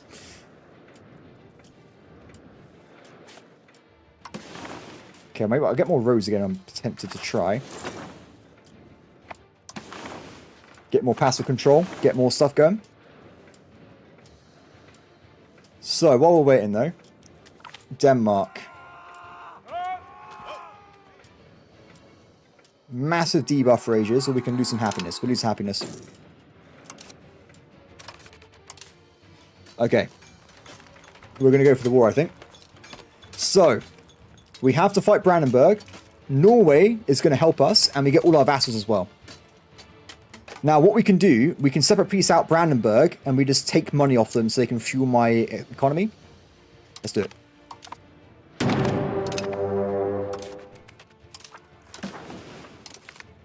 Maximum levies. I gotta be careful though, because Norway is probably also going to want to land, so if they take it first, they're going to just steal it off me. It's very, very annoying, so we have to be careful if it comes to that. If that does end up happening, we've just lost it, unfortunately, for that war. But I don't think they'll be able to get there before I do, because I think they'll walk, because there's a literally direct line. So I'm in front, I think. The king. 4,000 enemy units, nothing too crazy.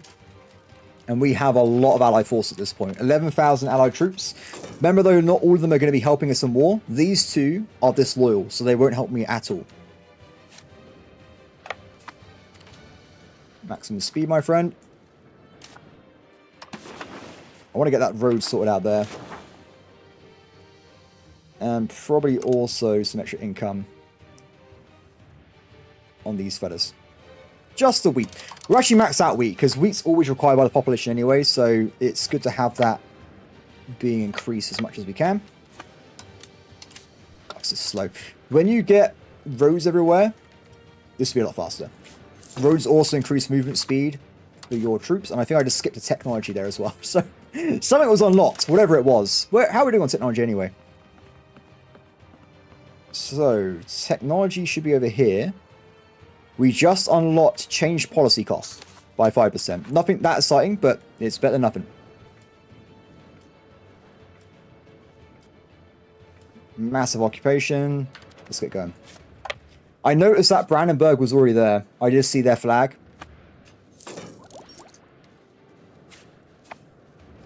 There they are. Is that their combined army? There should be more Brandenburgians. There might be more of them over here that haven't reached the front line yet, so we would expect more enemies in this war. But luckily for us, we should also get some actual allies coming over eventually. If they can get into boats, they should walk over or just come down. Norway should do the same as well. So we should get a little bit of help this time. What the hell was that? Someone bike exploded outside my house. And done. Okay. Also, when you play this game, I mentioned frontage earlier. So you currently see we got 2 units here, 4 units here, 4 units here. Every time you get a levy, always shift-click Consolidate Regiments, because it makes them into the maximum size for the manpower, which means you have less regiments a lot of the time, but they're more efficient. Definitely worth doing a lot of the time. When you got a big nation, you'll get like 20 levies with like 50 to 100 dudes each a lot of the time. So it's a bit weird.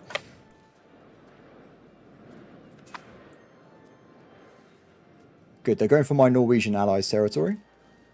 Norway's still not helping. Is that because of our relationship? 84, it's not that bad.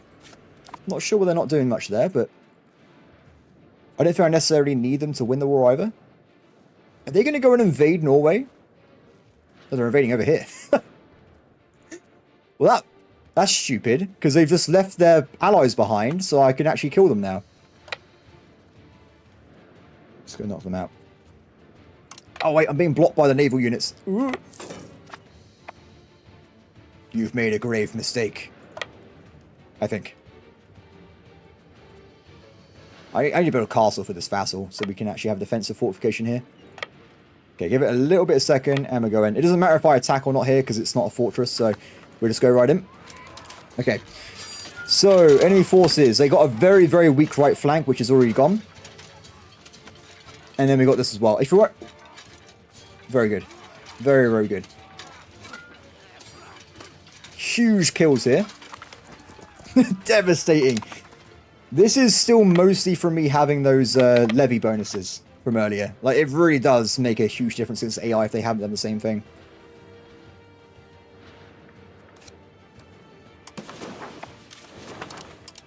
Need more of that. Yeah, how much is this making me, by the way? I got 4 groups of wheat, and it's making me 3 base tax on getting 0.7 of that. So it is helping me a little bit.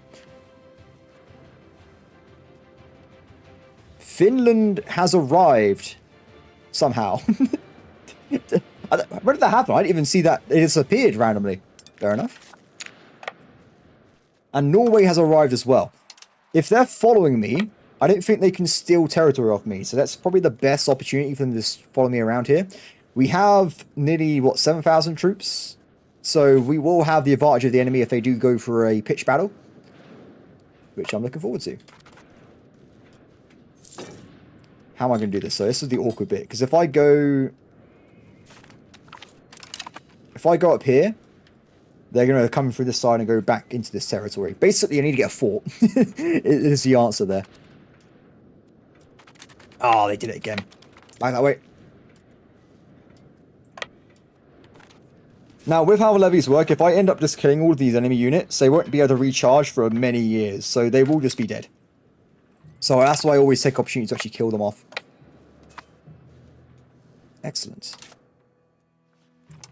Reduce fort maintenance. Actually, no, keep that high because it affects forts I occupy. It's nearly over. Oh, perfect. Look at that morale damage. Oh. Wow. Oh, I love it. Absolute devastation. Okay, I think this is what we're grabbing right now. Definitely get Viborg if we can. We won't repair my allies' territory because I'm an awful person. Good, good, good.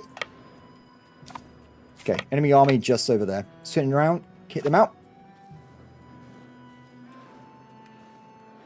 I think they're trying to pick them up again for the naval invasion, so if we get them now, they'd be out of the way. Oh, these dudes are actual army units. These are the first one we've seen. So you can tell if they're army units based on how they look, of course, because they look more professional. But also, if you look at this, we got these, yeah, perfect. Brown shields are levies, gold shields are army units, regular units, and silver are mercenaries. So you can see here, apart from one unit, these are professional infantry, professional cavalry, and are auxiliary. That's why you can see a donkey in the background. Now, I don't think it's going to make a huge difference because, yeah, there wasn't a lot of them. So there is a, the army units are quite small at the start of the game. So if I have 200 infantry versus 1,000 levies, the 1,000 levies are going to win. If I have, like, equal number, though, levy versus regulars, the regulars are going to have an advantage and they're going to win instead. But, like, unless you have a lot of army units at the start, not the best idea. One thing I do personally love, though, is you get loads of cavalry, you stack a flank, and you just have a extremely, like, 8 times damage flank and just wipe enemies out. It works great, everybody. If I had army troops, which we don't. We get it one day, though. Okay, I'm about to grab the territory I want. Once we capture this last bit, I will probably unautomate the Norwegians from following me. Currently, they're on follow command. Ah, damn it. Shall I do it now? No, we'll leave it just in case. Should I say that? I can make Denmark a vassal. Just flat out. They will become my vassal instead. That's the preferred option. And it cost... What? No.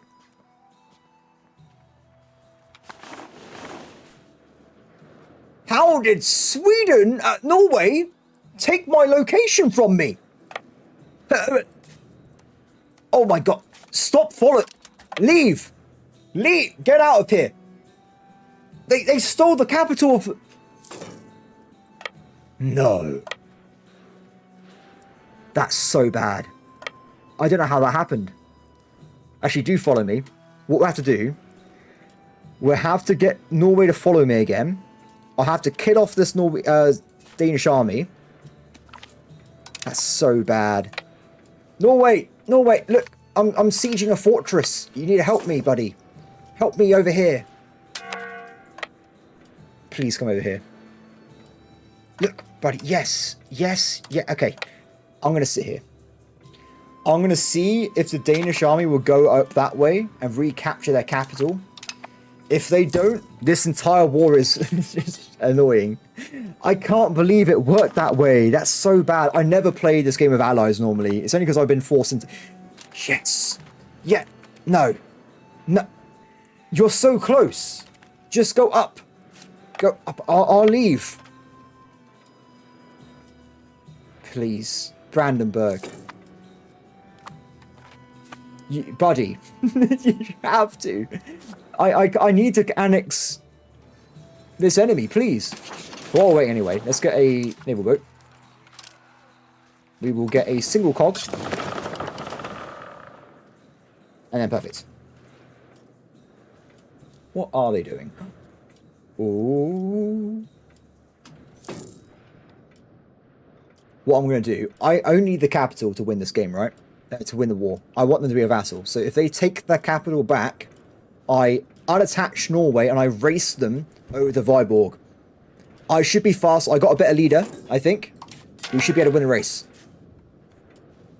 Come on. Let's go stand here again. Yes. Okay, it's working.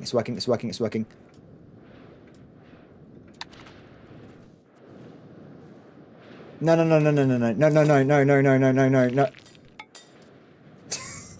No! Sorry, guys. This is not going as I wanted. Technicality issues. We did report this as being annoying as hell on the feedback. It's super annoying. What else can I do in this war? Can I just take the rest of their territory? I could do. It's not going to be as efficient, but it's going to have to do, isn't it? Because otherwise we're kind of just locked away from being able to do what we want here. So what I'll do, I'll quickly go and siege down this castle. They should panic. Let me take their territory off them, and we're done. So this will give me 138. Oh, damn, that is a lot of negative AE. Probably a good idea. We will lock in the connection point into Europe, so HRE member doesn't take it off them. We also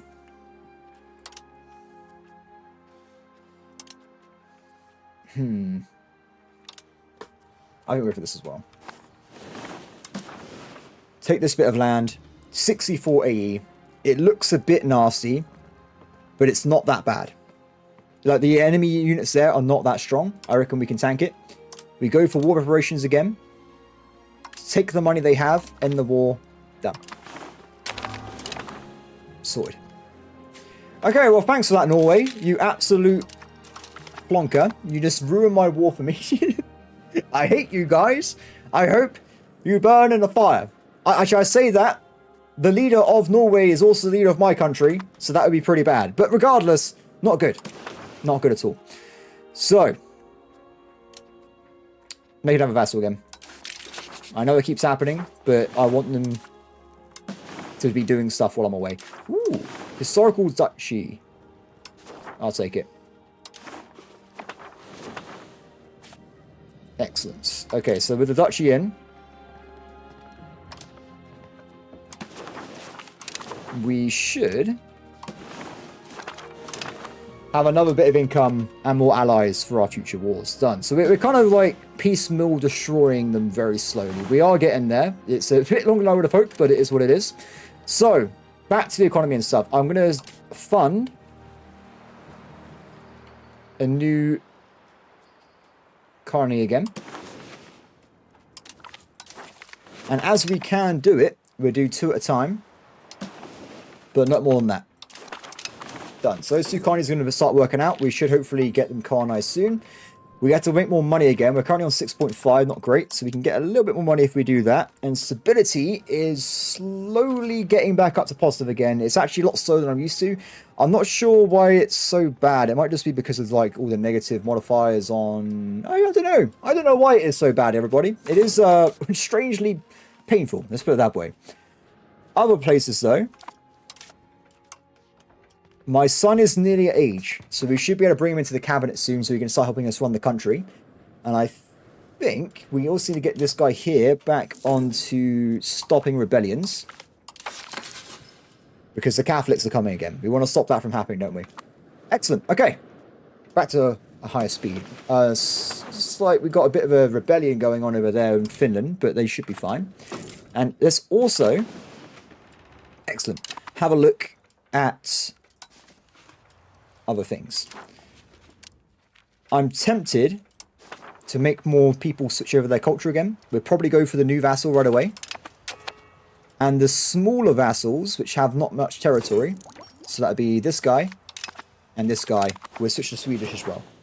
Hopefully, it will take, and then they'll just be permanently more, well, amenable to being part of my empire. And also, when I take them over eventually, I'll have more levies. Good. Ooh, every country gets plus 20 opinion. Oh, neighbouring country. Not that many. Diplomats would be better. Also improve culture levels. I will take it. Thank you. So, with the diplomacy as well, we want to probably be improving relations with some of our vassals so we can annex them later on. So it's definitely going to have to be Zealand. I think that's going to be it for now, because these guys are too far away. But these ones I think we can make a little bit of control off. So if we can make them happy, that'd be great. I guess as well, we just as well do the new vassal. Just so whenever we want to annex them later on, they've already got maximum relationships. So, done. Epic. Okay, cool. So, back to economy, I guess. We're about to finish off our very first naval vessel. This is mainly going to be for the crown buff. That's why I actually wanted to build in the first place. Also, in the capital, we're going to go and build a sergeantry. This allows us to get a very, very small amount of manpower, so we can make like 1 or 2 proper military units in the game. So if we get that sorted out, we can also have a proper military as well, which can have a general, and we get benefits from that. So the reason I wanted this one vessel, mainly, is if I put my king in charge of it, you'll see, if I go back to the crown estates, I now have plus 25% crown power from my king being in charge of the navy. You can get another 25% from the army, and you can get 25% in total if you get the entire cabinet being your own, well, family, pretty much. Which we will do very shortly, hopefully. Cool. Excellent. How's we doing here? So I want to get those libraries being built so we can get more powerful culture and also get like faster regen of burgers and stuff. But it looks like we still have issues with not enough books. Just not enough. So even though I've already built 4 of these fellas, we aren't quite making enough here. So we try and put some more of these down somewhere else. So we want scriptoriums. Terrible income from my allies round here. It's gonna have to work though. Build them up. We might build a road if we... Has it already got a road here? Yes. Okay, so that can't get any better. It's just bad because of the... Unfortunately, the proximity is just too far away from the capital. In fact, they're not even using roads to get proximity. They're actually using the naval capacity. But everybody, I think apart from that, that is going to be it for this stream. Because honestly, my voice is going and I'm really tired. So, it is what it is. So, for me, this is 10 p.m. GMT my time. So, like I said, I think tomorrow I want to start streaming around like 12:30, like lunchtime, or maybe 1 p.m. But I will schedule it beforehand, so people who do want to stop by, feel free. If not, I'll be playing the game all day anyway, so I'll just talk to myself while streaming. It's not a big deal. Apart from that, everybody, I hope that everyone has a brilliant day. And I guess I will see you all next time. Yeah, have a good one, everyone. Let me just find out the stream, and goodbye.